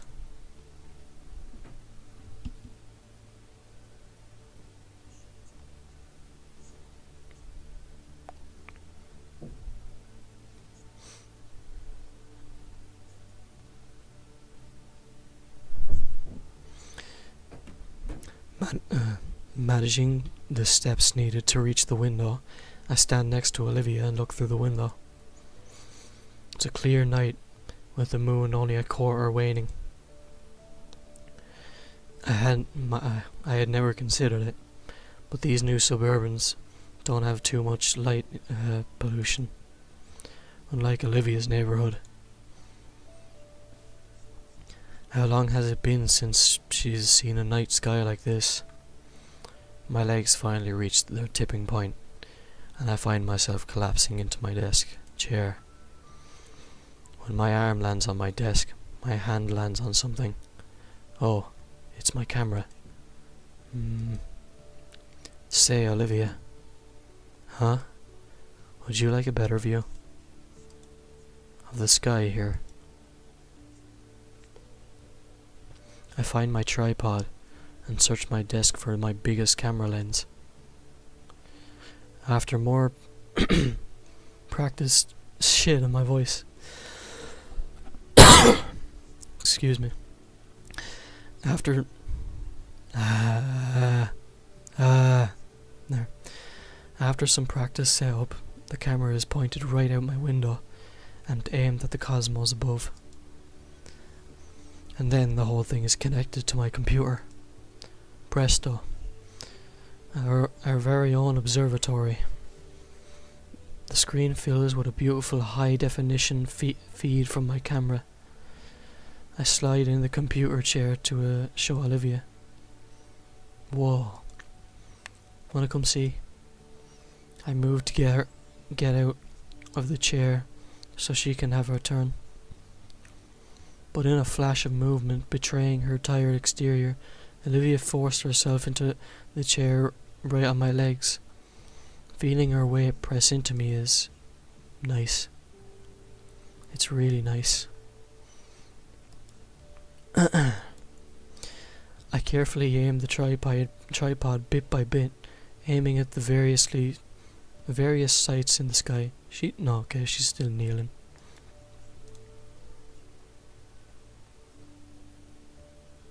I carefully aim the tripod bit by bit, aiming at the various sights in the sky. We see a distant nebula swirling around in blue and purple. It's only barely visible, but it's there. I should paint something like this sometime. I bet it'd be real pretty.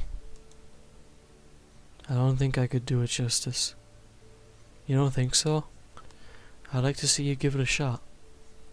I catch something in this stream for just a second. Hold it. Slowly now. I just saw something. Whoa. Is that? I think it is. A shooting star up close for us to see. Nobody else in the city gets to see this. You want to make a wish? Olivia thinks to herself and turns her head to look at me. You saw it first. Are those the rules? Alright. A wish. Okay, think fast. I wish things would turn out okay. That sounds good. For some reason, I always think you're supposed to pray a bit when you do this. Whoops. I look away from the monitor and smile at Olivia. So? I don't want to tell you. Besides, I think it's already coming true. Olivia rolled her eyes, though the screen lit up her smile too. Feeling her snuggle further into me, we continued looking at the celestial bodies that hung over us. My arms wrapped around her midriff, holding her as close as possible. It's how we spent the night together. Just us and the stars and nothing else of the world. Oh. God, I should have went back to bed when I got home. The purr reverberating from Olivia and through my chest slowly soothes us both to sleep. Yes, that wish is coming true. Alright, I'm just gonna go to the toilet real quick. Back in a second.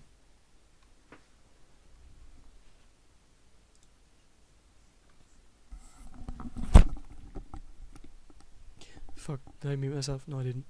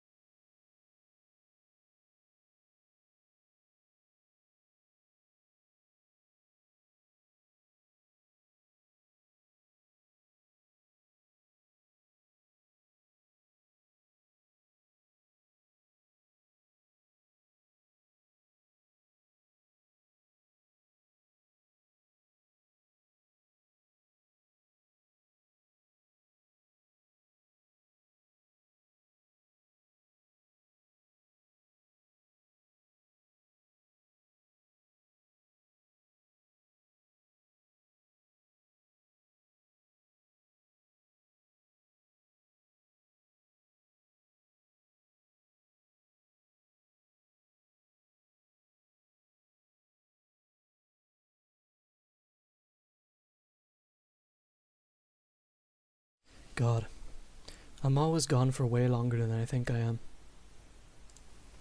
Anyways.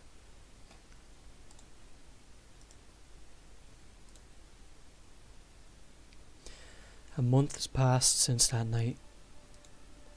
I held Olivia, she held me, and things were okay. Just for a while. After everything she'd been through, Olivia needed something to help lift the burdening weight from her shoulders.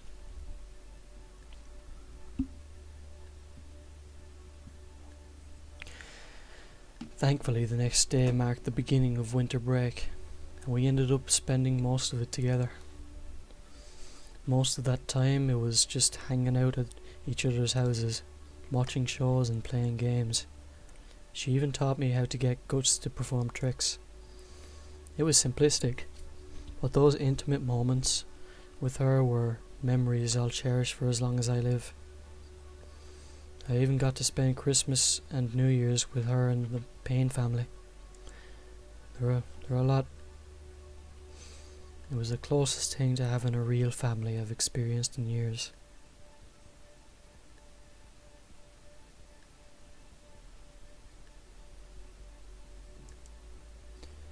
In those 2 weeks, I never felt more connected to Olivia. Time marches on, though, and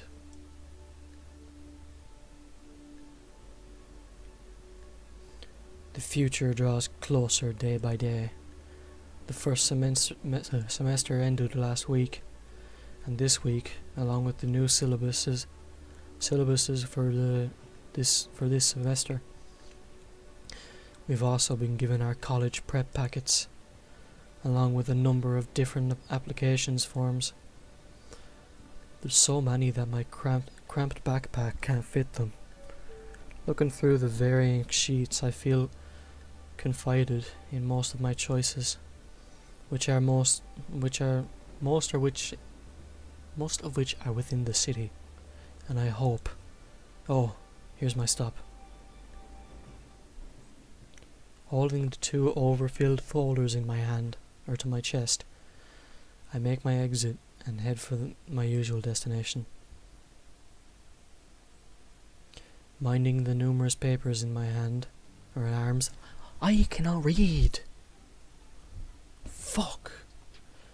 I gently push open the door to the Payne residence. It's open. I know, Randy, thanks. Vinny. The head of the house and Vinny are at the dining room table, working on his homework together. Hey, Inky, Olivia's in her room. Vinny, stay focused. Thanks, Vin. I ruffle the little dino's hair as I pass him by.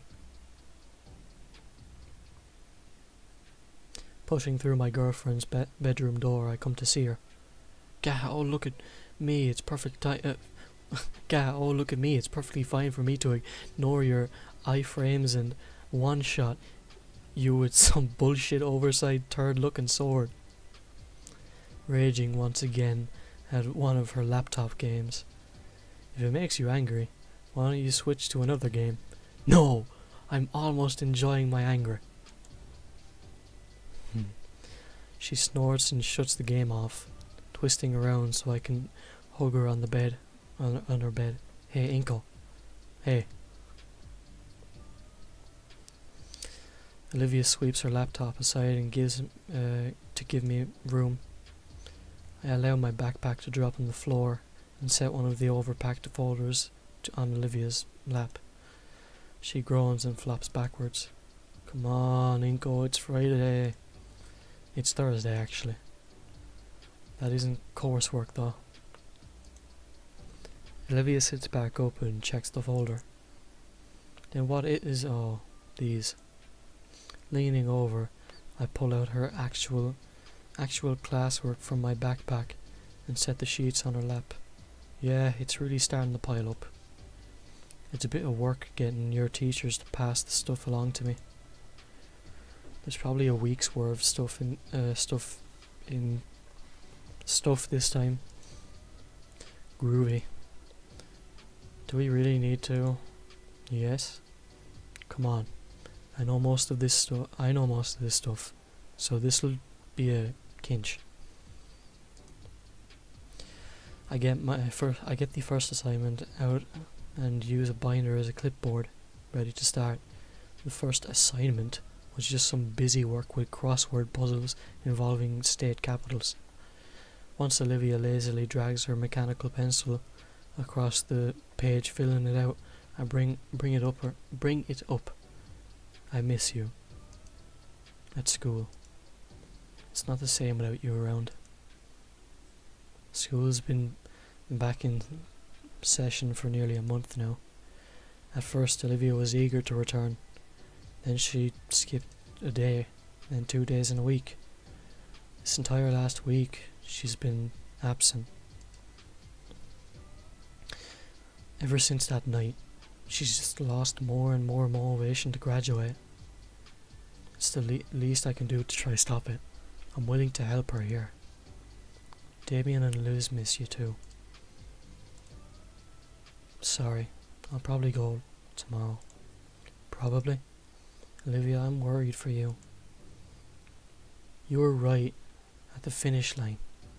It scares me seeing you get senioritis like this. I'm not senioritis. I was at one point. My family all thought I was going to drop out, but I didn't. And they were surprised that I didn't, which kind of hurts. Well, it sort of is. She does a little hand gesture and sighs. I just don't see the point. Nothing I'm gonna do benefits from a high school diploma, right? I don't think that's true. You can't be too sure of anything. Olivia blows air over her nose. I place a hand on Olivia's shoulder. Please, Olivia, just do this for me. She stares back, a twinge of fear in her eyes. Alright, just for you, I'll consider it. Thanks. Give me a sec, I'm just really tired. Sleep is starting to catch up on me. We keep working away at the pile of assignments. A few papers in, Olivia thinks to boot up her laptop and play some ambient metal for us. She occasionally asks my opinion on a song, self-conscious if I like it or not. At a point, Mr. Payne lets us know he's heading out for some errands. This is pretty nice. Getting to teach Olivia what she'd missed in our classes and keeping her up to speed.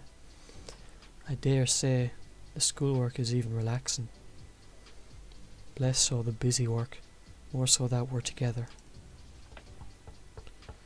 About halfway in and half an hour later, there's a loud knock on the door. That doesn't sound like anyone hears knock.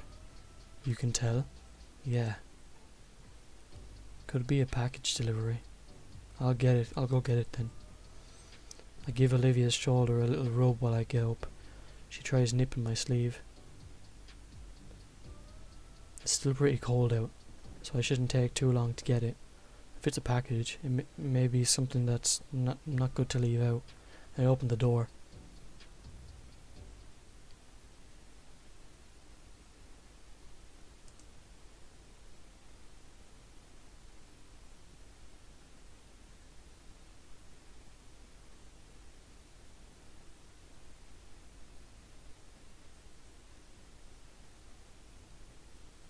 I can feel my spinal cord pulsating right now. Hey, Inko. Instantly my enthusiasm is drained. What is it? He's starting to shiver in the freezing, huddling to himself. Look, Inko, can I come in for a moment? No. What do you want? He sighs. Listen, I know things didn't go well when we last talked. We didn't leave on good terms. I'm here because of Olivia. Why is she not coming to school? None of your business. She needs to keep her grades up. I feel my lips instinctively curl my expression into a grimace. What? Fuck off, dude. No, this is serious. Why the hell do you think this is something you need to be involved with? I'm working on it. Are you? She's about to lose her eligibility for graduation. She's going to flunk out. My fingers dig into the wood of the doorway. I had figured, but she hasn't missed that many. Olivia's completed all the assignments, and how close? Dangerously close. Close enough that I got the memo. What do I do then? We need to convince her to go back. Some people keep letting her get away with it by handing her pity bonuses or pity points, but there should be no excuse when the situation is this dire. What do you mean by some people? Inko, it's obvious that you're only encouraging her to fall further into the abyss. If you keep enabling her to slack off, she's never going to improve. Inko, please punch him in the fucking face. You have to know on some level. I know you know I'm right. So if you're not going to do anything about it in a meaningful way, then I'll tell her myself. Ben has the audacity to try and walk past me. You can't just walk into somebody's house now, pretty boy. But I shut him down with a firm hand on his chest. Why can't you get the idea, Ben? Olivia wants nothing to do with you. I'm trying to do what's best for her. Ben starts yelling near the top of his lungs. Olivia, please just hear me out. I'm just trying to help you. Ben, stop. Just let me talk to you. Stop! Just stay away from us before you make things even worse. Ben stands there, unable to form any words. For a while I can't either. You psycho. Outside Olivia's room, I dread turning the doorknob. If I'm lucky, she just cranked up the music that whole time and thinks that was just a delivery. It's a nice little fantasy. I know better than that though. The music's already turned off. She turned it down when I opened the door. I sigh and open up. Thanks, Ben. You're right, lad. I'm definitely not going to curb stomp you. Olivia's huddled on the bed, holding her knees tight. All my work is crumpled and torn, cast aside off of her bed. Damn it. I was close. Olivia. Sorry. I can't. I ignore the sounds of the paper being crushed beneath my foot. My arm slowly wraps around Olivia, drawing her to my chest in a gentle hug. Though her wobbling gasps of breath, she whimpers a mantra of apologies. We were so close. I think. Biting back a frustrated growl, I instead focus entirely on comforting Olivia. We were managing at least. Today would have been the day. But Ben. With a clearing shake of my head, I return my attention to Olivia, who has finally quieted down. Olivia. Her arms hold my legs more tightly. It'll be fine, Olivia. Her arms at ease. We'll figure things out. I promise we'll figure things out.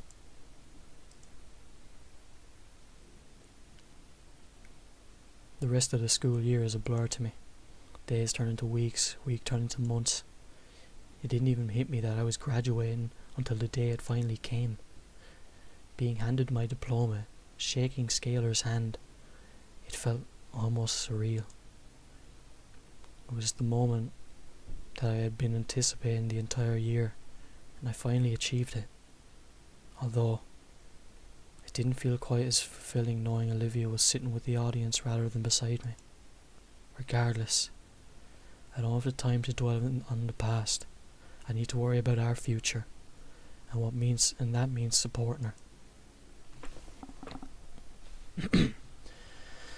I didn't even bother to check where the acceptance letter had come from, only that it was still here in Val Caldera. It was simply a matter of going through the motions, filling a schedule, talking with the counsellors, choosing whatever programs. The content didn't matter, just the need to get somewhere for both of us. The late March rain patters on my windshield. Pollen is going to start being a problem soon. Man, I can't wait to just relax. Today sucked. Between the yelling, almost getting hit by a car, all the running everywhere, I'm exhausted. I think of Olivia and, yeah, it's all worth it. I can't wait to get back home. Spring break finally rolled around. All my coursework is finished and submitted just in time, and I even had the time to compose cordial well wishes to all my professors. That leaves all my responsibilities ticked off my mental bucket list. The next 2 weeks are completely open for the two of us to enjoy. It's been a while since we were able to go out somewhere. Maybe I should plan something romantic. Maybe something to get some real fresh air and take advantage of the weather before I end up congested. Like camping. That'd be a lot of fun. I entertain myself with these thoughts for the rest of the way home. The lo-fi hip-hop station currently playing helped a lot too. Olivia's recently gotten into it and wanted me to give it a listen. Gotta say, it's pretty good. Finally, I arrive at my flat. It's a smaller, cozy place. Not that I can't afford something more luxurious. It's just something that spoke to Olivia and I. I shift the car into park and pull the key from the ignition, sighing in relief. Hey now, this is a nice place. A small staircase layer, and I'm at the front door, unlocking it and quickly and stepping inside. It's quiet as usual. Olivia is usually working around this time too. I quietly push her door open.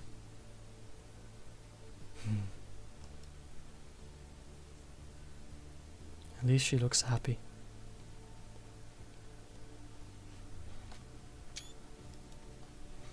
She sat quietly in front of her drawing tablet, carefully drawing a dramatic landscape. The colours of the digital screen shine off of her visage, tinting her gentle smile with all sort of exotic colours. The colours on her hair are really nice. I caught her at a good time. She looks stunning. Not like she always does. It's not like she always doesn't already look stunning. There. Fucking hell. Seeing her hand at work, combined with the ambient lighting in her room, is a painting all on its own. Yeah, literally. When she sees me, the corners of her mouth pick up, and I see a bit of that sparkle in her eyes. She waves to me and mouths out a silent message. I made club sandwiches. Yours is in the fridge. I return a thumbs up. I'll be out in a bit. Let me wrap up here. Gently, I shut the door to not make a sound. Sorry about that, guys. I need to start wrapping up soon, so... Oh, is she teaching? Our kitchen gets a decent amount of use, but it's kept pretty tidy. It's a nice kitchen, it's decent. Every now and again, when I see some culinary doodad, I'll pick it up for Olivia. I open the fridge. Inside is a leftover pizza box, a half-gallon of milk, a stray can of soda, and some dwindling bags of fruit. I guess Olivia used the last of our actual food for lunch. I need to go shopping soon. And of course, the sandwich Olivia made, wrapped up all fancy for me. There's even an olive spiked through it, the top with a toothpick. Looks good. I grabbed the soda and shut the door. Ordinarily, I'd sit at the table, but the couch is too inviting to my sore back. Olivia should be done with her stream soon. Oh, she's streaming. Maybe I should rent a movie or something. Before I can take the first bite of the sandwich, the bedroom door creaks open. In the corner of my eye, I watch as my girlfriend tries to superstitiously sneak towards me on hands and knees. While she has miniature gator skin bags beneath her eyes, I can clearly see the mischievous glimmer in her mirror-like irises. Pretending not to notice her, I chew on delicious sandwich meat until I feel a sharp tug on my wrist. Her jaw is wrapped around it, gently nomming on my limb. She lets go once I look at her, and I keep my hand held out so she can take it. Once she does, it's a simple matter of drawing her up and into the couch beside me. She sniffs the air and follows the smell of my club, which she also nips at. Hey, give me some. One bite. Haha. One human bite. She crunches off the other end, and I follow up with my next bite. It's good. Olivia's cooking is always wonderful. She's definitely upset about something. Hey, something got you down? You seem low energy. Nah, don't worry about it. Just some heckler when I was wrapping up the stream. Don't worry about it. How was your day? Oh man, it was nuts. I barely had time to finish my last assignment to avoid homework. Like all the other students were in a rush too. Then there was some stupid bug with the submission website. Really exhausting day. And some prick nearly rear-ended me on with this pickup. Ugh. But I did get my schedule cleared. This spring break is all ours. Ah, nice. How was your day? I just streamed. All day? Nice. Have you reached 5,000 followers? Yeah, I did. That's nice. Hopefully your career really takes off soon. Truthfully, I worry for her a bit. Oh yeah, I was thinking we could arrange a day out sometime. Go on a little vacation during the break. Oh yeah? Yeah. Does that sound like fun? Come on. We need to get out more. I went out last week. Okay, I get your point. Yeah, it sounds fun. Where would you want to go? A park, maybe? I still don't know what's around there, or here. I think there's a few public parks around. It'll be like when we saw the bluffs. Oh, you know what? We haven't ever gone back to Val Caldera. We live in Val Caldera, you dork. I mean the city. We should go check it out. I bet the Paynes would love to have us over. Olivia flinches. What do you say? Little trip down memory lane? Come on, it's only been a year. I think it'd be fun to feel the coastal breeze again. Not yet. Olivia fidgets. I don't want the Paynes to see me yet. Why not? When I left, I didn't leave on the best of forms. I could tell they were unsure if I'd even make something of myself and make things work for me. Heck, I wanted to prove I could before I left. But now, it's been a whole year, and what have I done to show it? Or to show? I don't even make enough to cover my share of rent. Olivia. My hand lays atop hers and curls over her fingers. Would Randy or Sophia care? Well, come on. We both know they'd just love to see you again. Her rigid need eases, and a smile creeps slowly on her lips. Yeah, I guess. I'll shoot them a text later, okay? She looks up and nods happily. After that, then, I don't know. How about camping?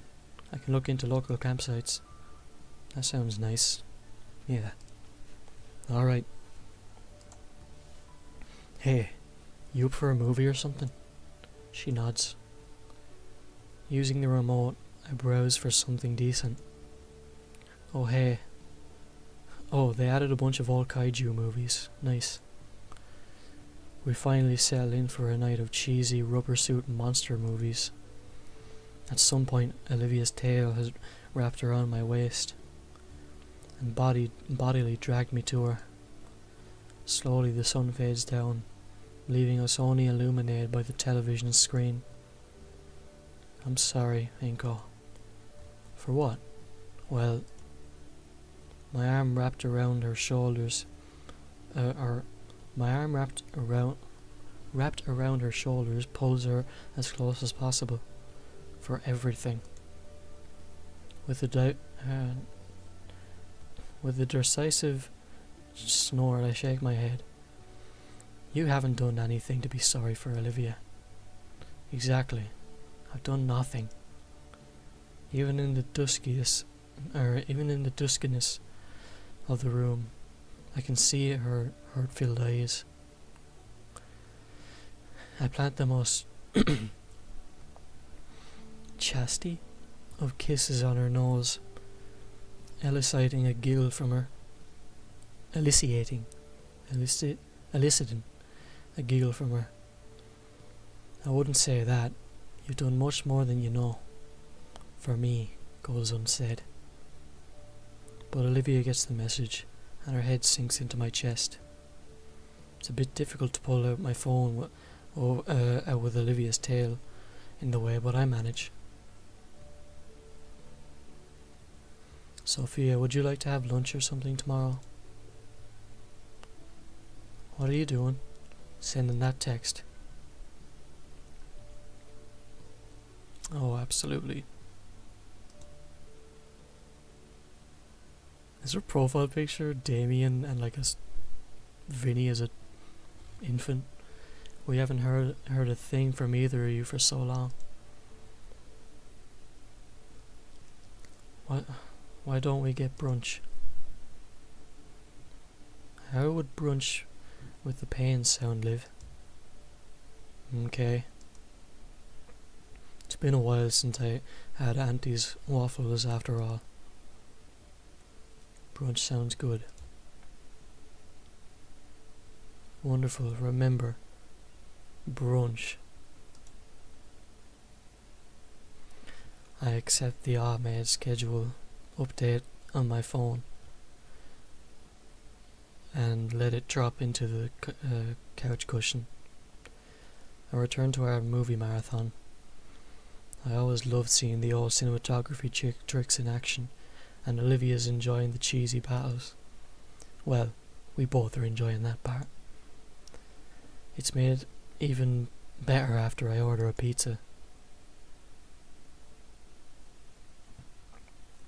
At some point, Olivia falls asleep leaning against me. I find it hard to stay awake too.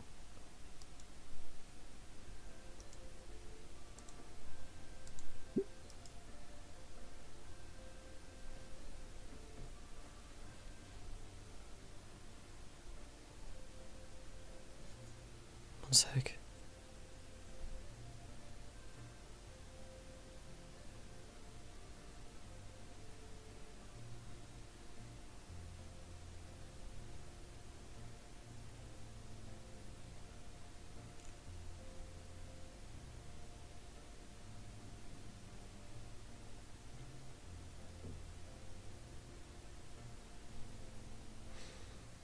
a weird smell in my room. I don't know where it's coming from. Sorry, I'm just checking some stuff real quick.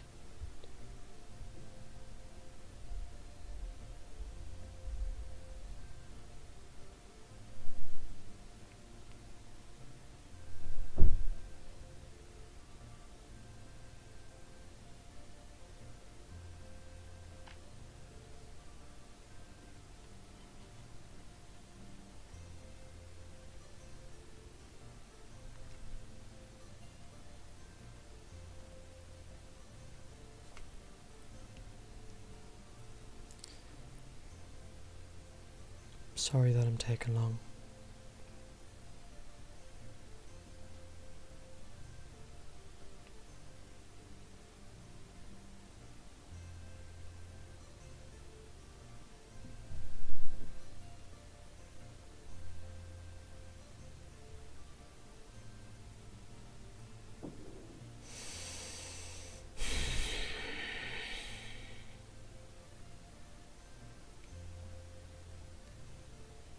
Fucking gooner, piss off, weirdo. God, I fucking hate them. I get these fucking followers or friend requests on different things, and these people have their profile picture of just cropped porn. If you ever do that, just expect a fucking block. Fucking asshole. Go back to your gooning den, prick. The morning sun greets us as we exit the flat together. I take the moment to bask in its warmth, breathing deeply the crisp spring air. Excuse you, Inko. My hand is quick to rub my nose, clear of any pollen. What nose? Sorry, Liv. Anyway, where are we heading first? Olivia ponders it as she wheels herself to the car. Excuse me.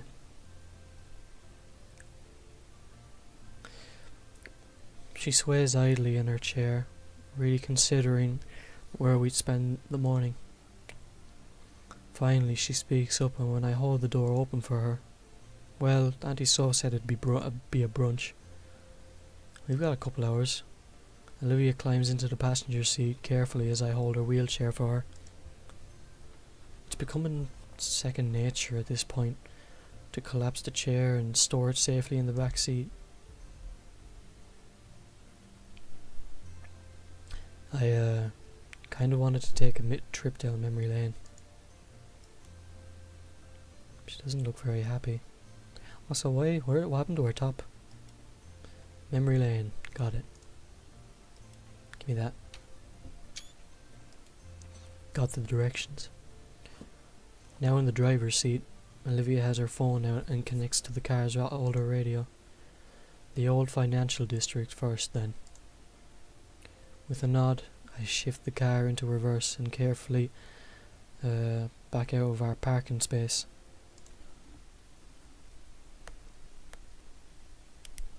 Once we're on the road proper, Olivia sets the tone of our trip.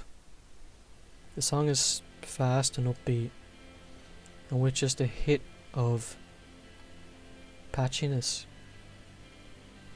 or I can't really pronounce that. Glancing at her, I see that she's checked out completely, her eyes cast on the passing view through her window. She won't be here for long. Or she won't be for too long, thankfully, since getting back home is easy if you know which back roads to take.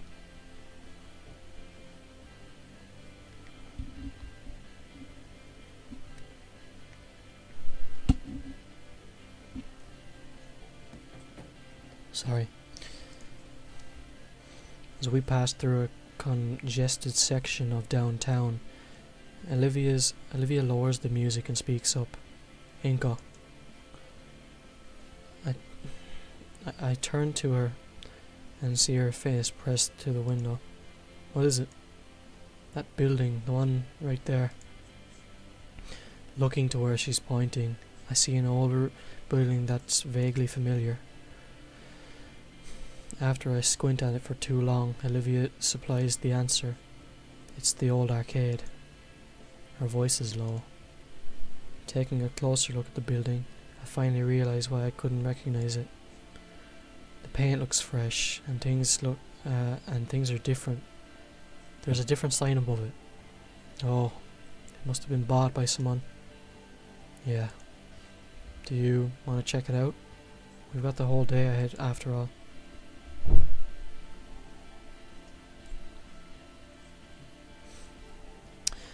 With the heavy traffic of the main road, Olivia has the time to consider deeply. Finally, she sighs and shakes her head. It's too early anyway. In fact, I think it's too early for Old Town too. I doubt anything interesting will be open. Oh. Well, any other places you want to see then? The light ahead finally changes and we start down the street again, but Olivia's eyes never leave the old arcade building.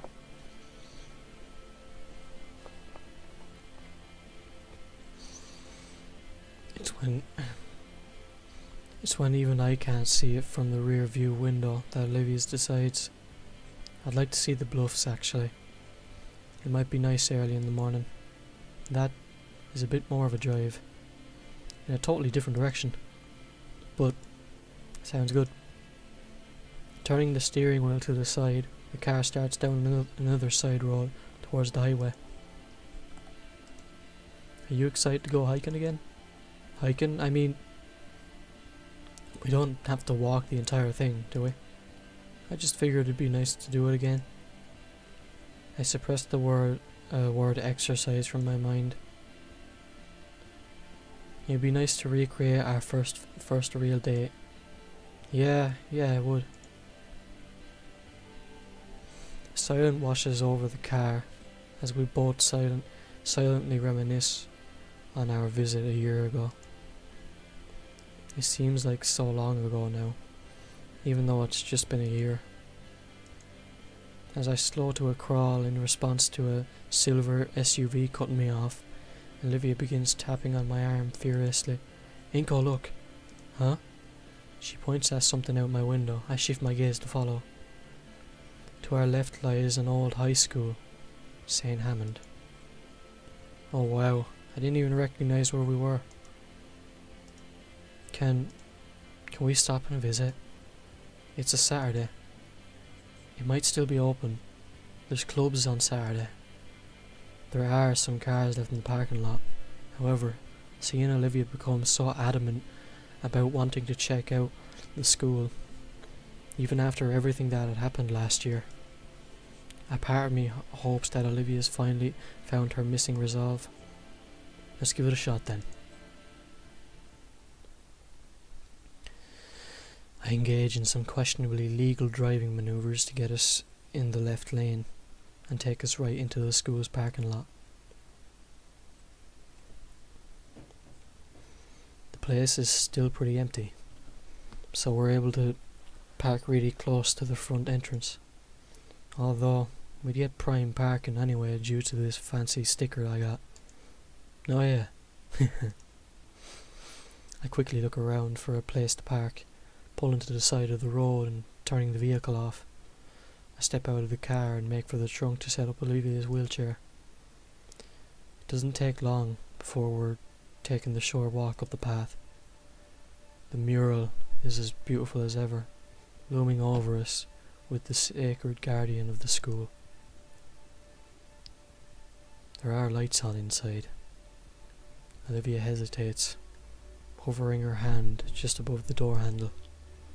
She pushes in, and the cool air-conditioned breeze is let out, along with the very familiar scent of the faculty or facility. Inside, it looks just how we left it. Is it really okay for us to be here? Olivia glances around nervously and shrugs. I don't know, why wouldn't it? I don't know why we wouldn't. Well, normally students are supposed to call ahead or wait for a reunion. Olivia jumps. Miss Scaler? Hello, you two. What brings you back to St. Hammond? Ah, well, it's spring break for me, so we wanted to take a day and just go around. I see, Mr. No, Inco. And are you on break too, Olivia? Her silver eyes cast downward for a moment. Olivia. I'm on break too, Miss Scaler. The older woman's gaze shifts between Olivia and I. I see. Well then. With a sigh, the principal turns and starts heading back down the hall. Come on, you two. You'll need visitors' passes then. Olivia doesn't budge. Olivia? Don't think she heard me. Taking Olivia's handlebars, I moved to catch up with Miss Scaler. Everything looks just like I remember it. The hallways, the lockers, even some of the posters. The principal smiles wearily. It's only been a year, Inco. Give it some time at least. What do you mean?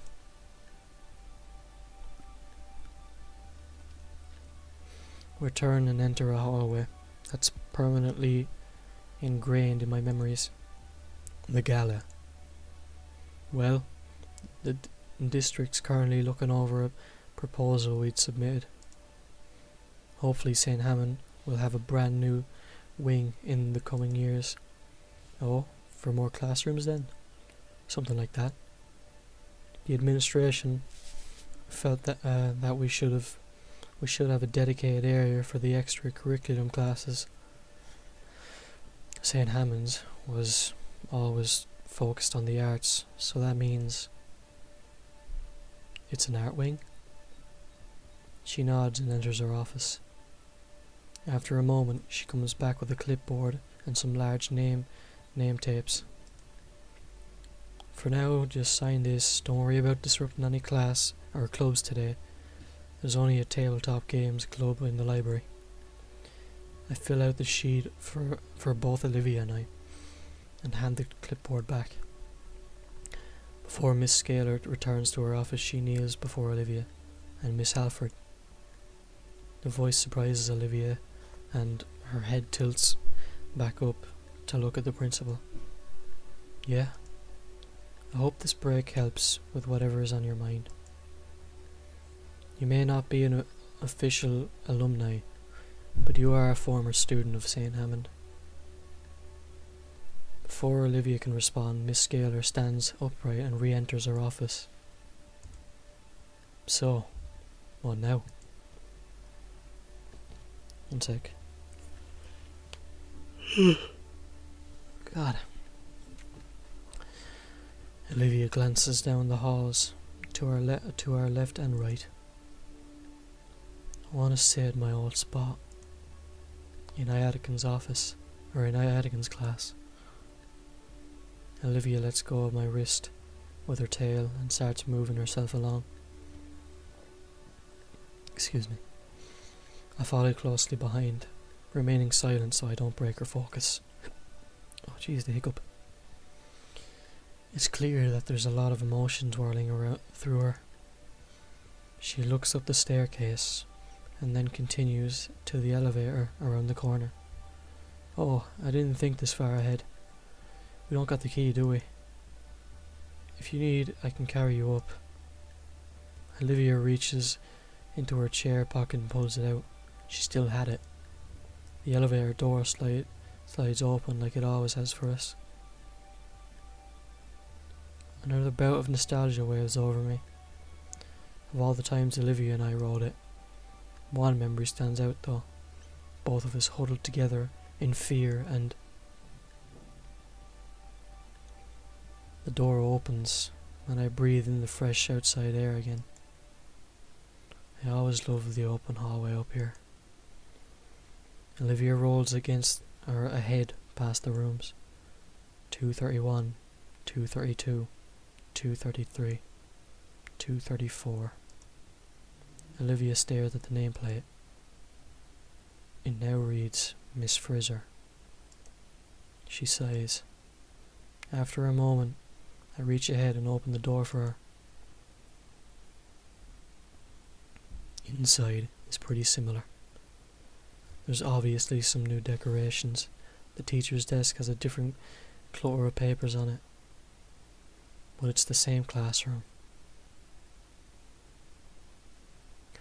Olivia rolls inside.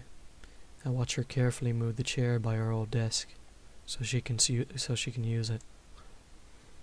It's still. Should I enter? After a moment, she glances at me and pats the desk next to her, hers. I've been granted entry. When I take my seat, bits and pieces of my second day here surface within my mind. It's still here. Olivia's finger is tracing something. It's a little indent on her wooden desk, the one she used as an inkwell. How'd you even get away with doing that? The teacher was cool with it. She smiles. God, I gotta wake up. We both stare ahead to the front of the classroom.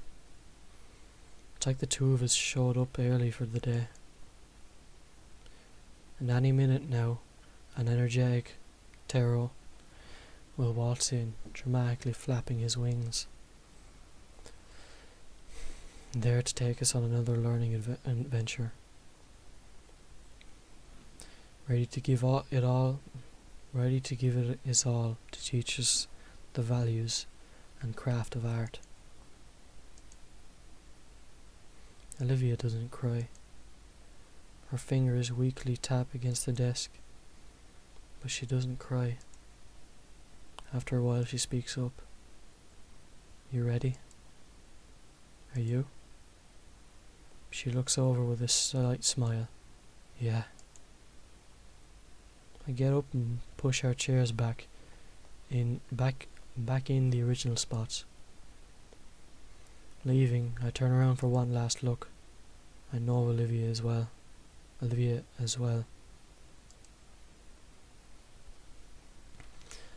probably really is the last time. I gently shut the door behind us. Bye.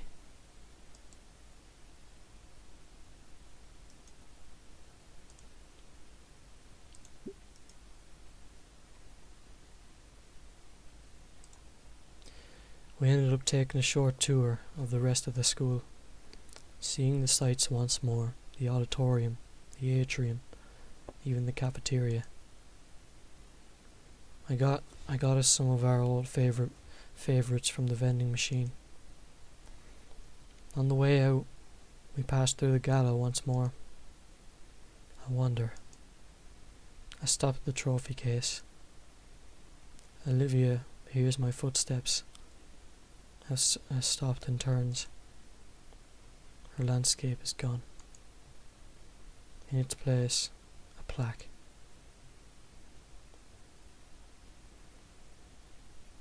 Olivia gently rolls up to the glass case. I step aside for her.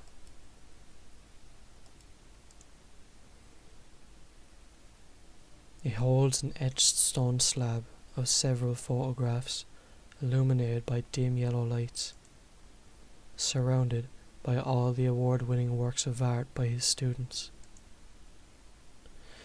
And etched into the top of the polished stone lies his name, embossed in gold leaf. Mr. Trent Iadican, 21M 1986 to 21M 2023 BC. Olivia's hands clasp over her mouth. Olivia, are you? She shakes her head and lets her hands drop to her lap. Inco. Olivia rolls back to the front office.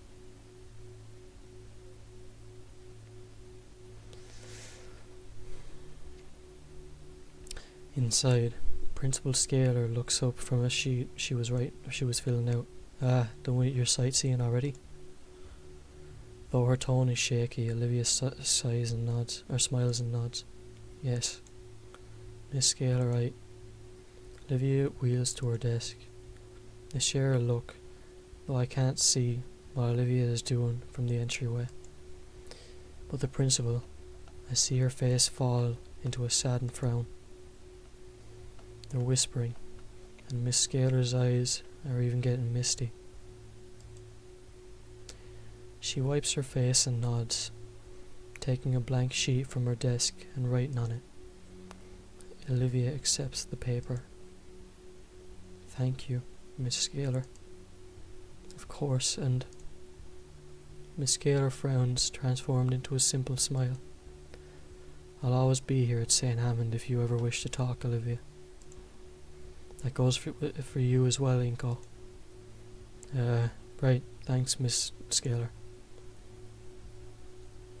Olivia turns and leaves the office, wheeling past me. Hey, Olivia, what's up? She doesn't respond, instead heading straight for the school's exit. Following after her, I finally catch a glimpse of Olivia's face. Her face is set with determination.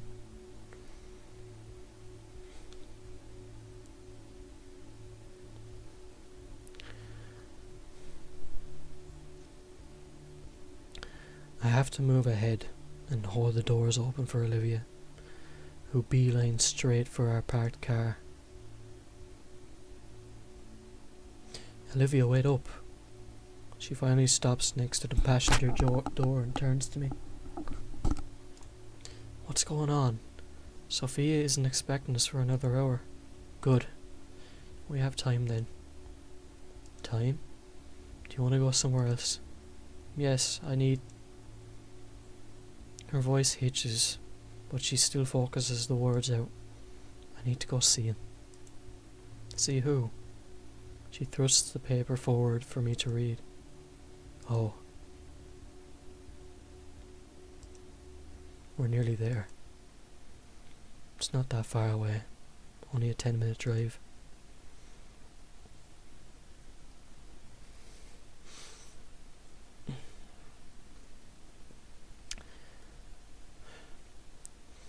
But a combination of dread and anticipation makes it feel like 10 hours. In the seat next to me, Olivia stares at the elevator key in her hand. Part of me thought she would have returned it. Maybe someday. It's not like they can't just make another for a few dollars. It's just important to her. Hope it doesn't rain. As we pull into the parking lot, I take hold of her other hand.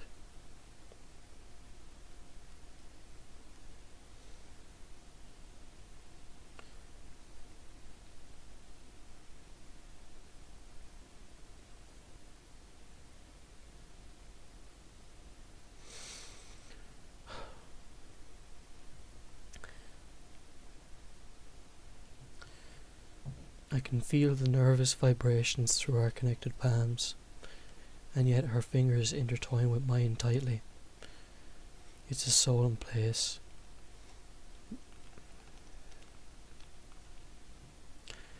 The grounds are well kept, but still creep up into the old pavement.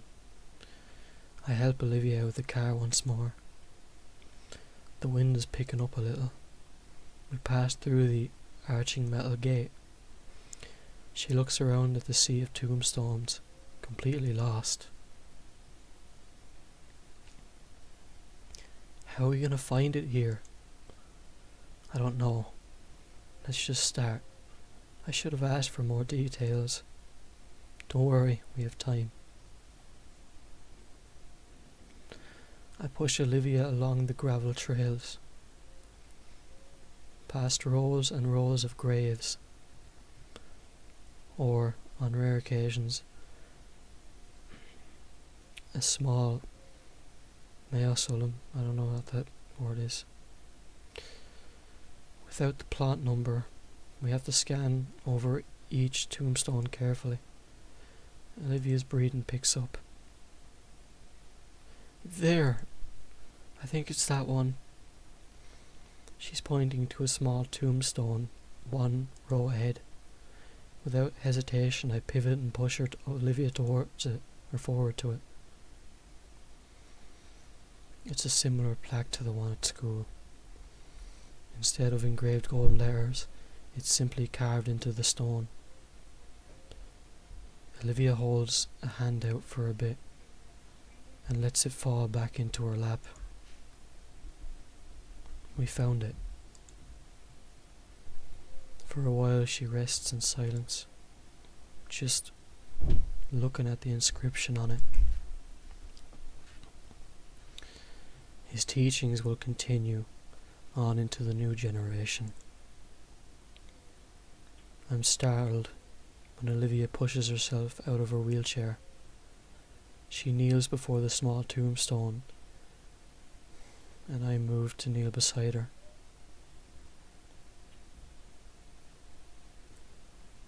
Olivia, I'm fine. It's just, I wanted to finally tell Minko. It takes me only a moment to recall what she's referring to. It was nearly a year ago. That night that invades my dreams from time to time. I nod, laying a hand on her shoulder in solidarity. Yeah. Alright, Olivia. She looks at me and smiles a very fragile smile and then speaks. Mr. Ayatkin, you were a lot of things for me.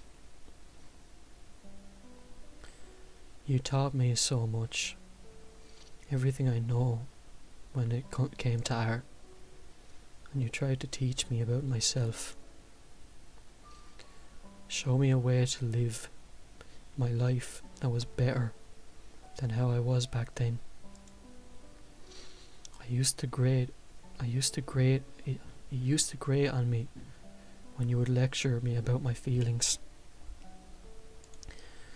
But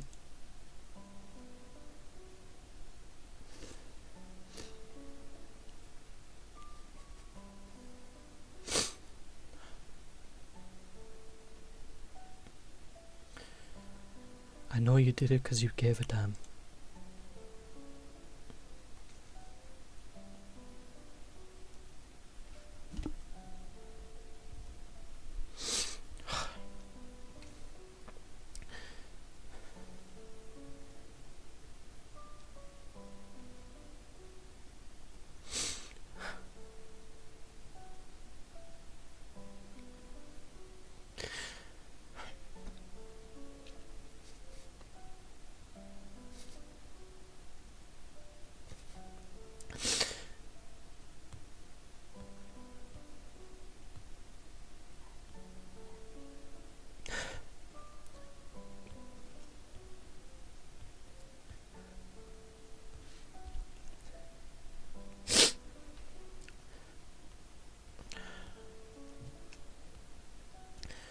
Fuck. You gave a damn about me. About everyone around you. Even when I was being stupid and trying to hide away from everything, you came into my life and showed that the world wasn't as bad as I saw it. Fuck. Olivia's eyes turn to me and I can see the tears flowing freely down her cheeks and over her shaky smile. You were right about him too, Mr. Edkin. I'm grateful to have had you as a mentor. I promise from now on, to you and to everyone, that I'll live my life unshackled by doubt and fear, like you had always taught to me to. Thank you, Mr. Ayatkin.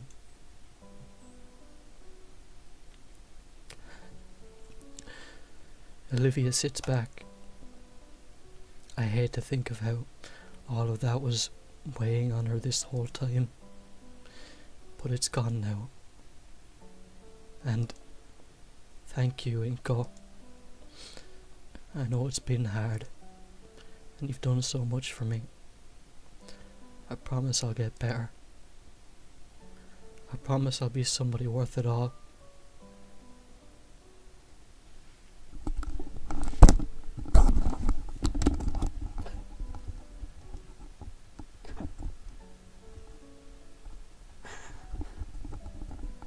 Fuck.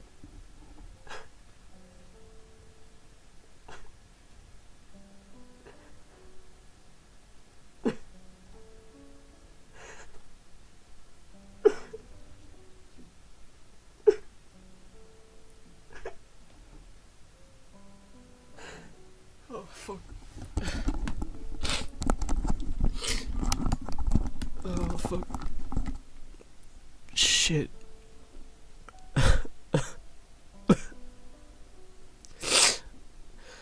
I shut my eyes and move into Olivia.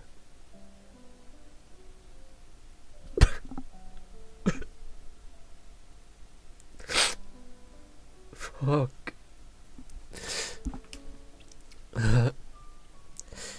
Thank you so much for giving me the time.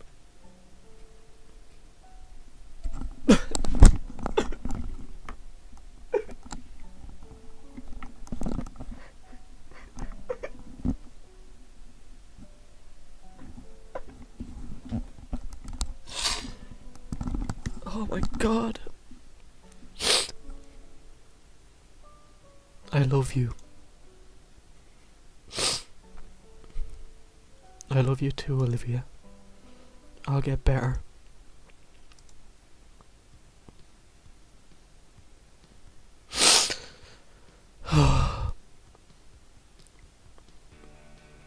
Fuck you guys.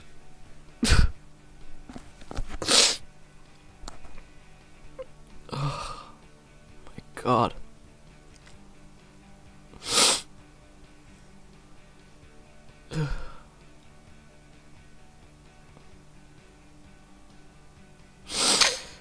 This is peak.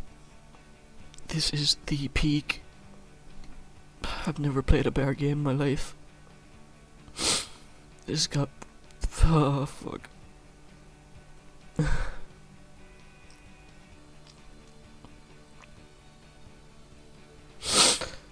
Oh god, why do I do this to myself?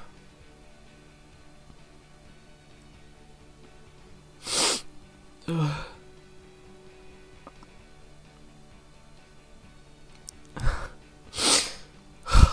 Shit.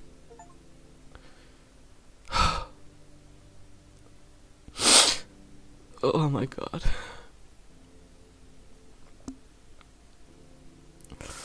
I hope you all enjoyed listening to me cry.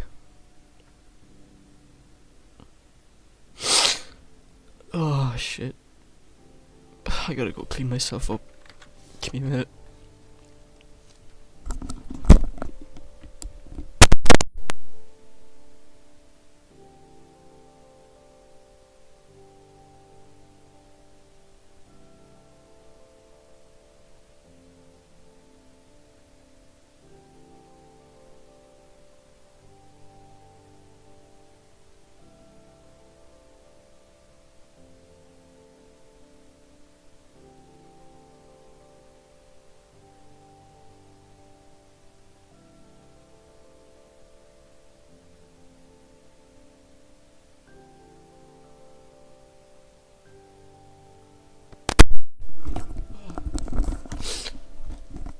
Where the fuck my glasses go?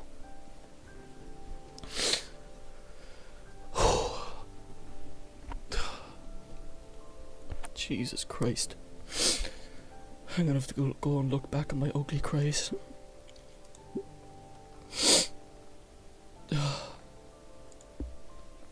Well, that's the end. At least it's my ending. I'm satisfied.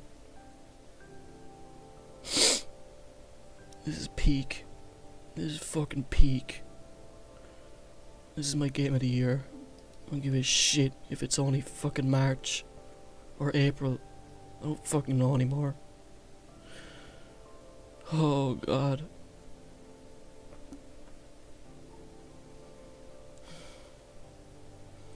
This is something I wish never ended.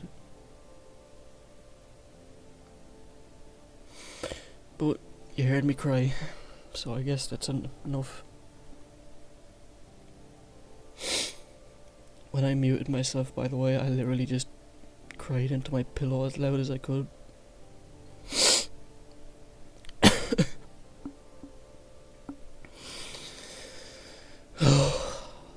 Well, that was I Wani hugged that gator. Fucking peak. I want to get the other endings.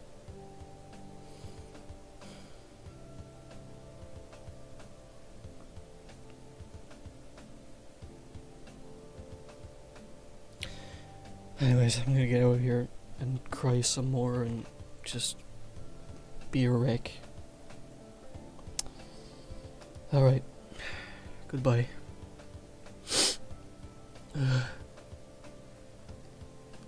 Fuck.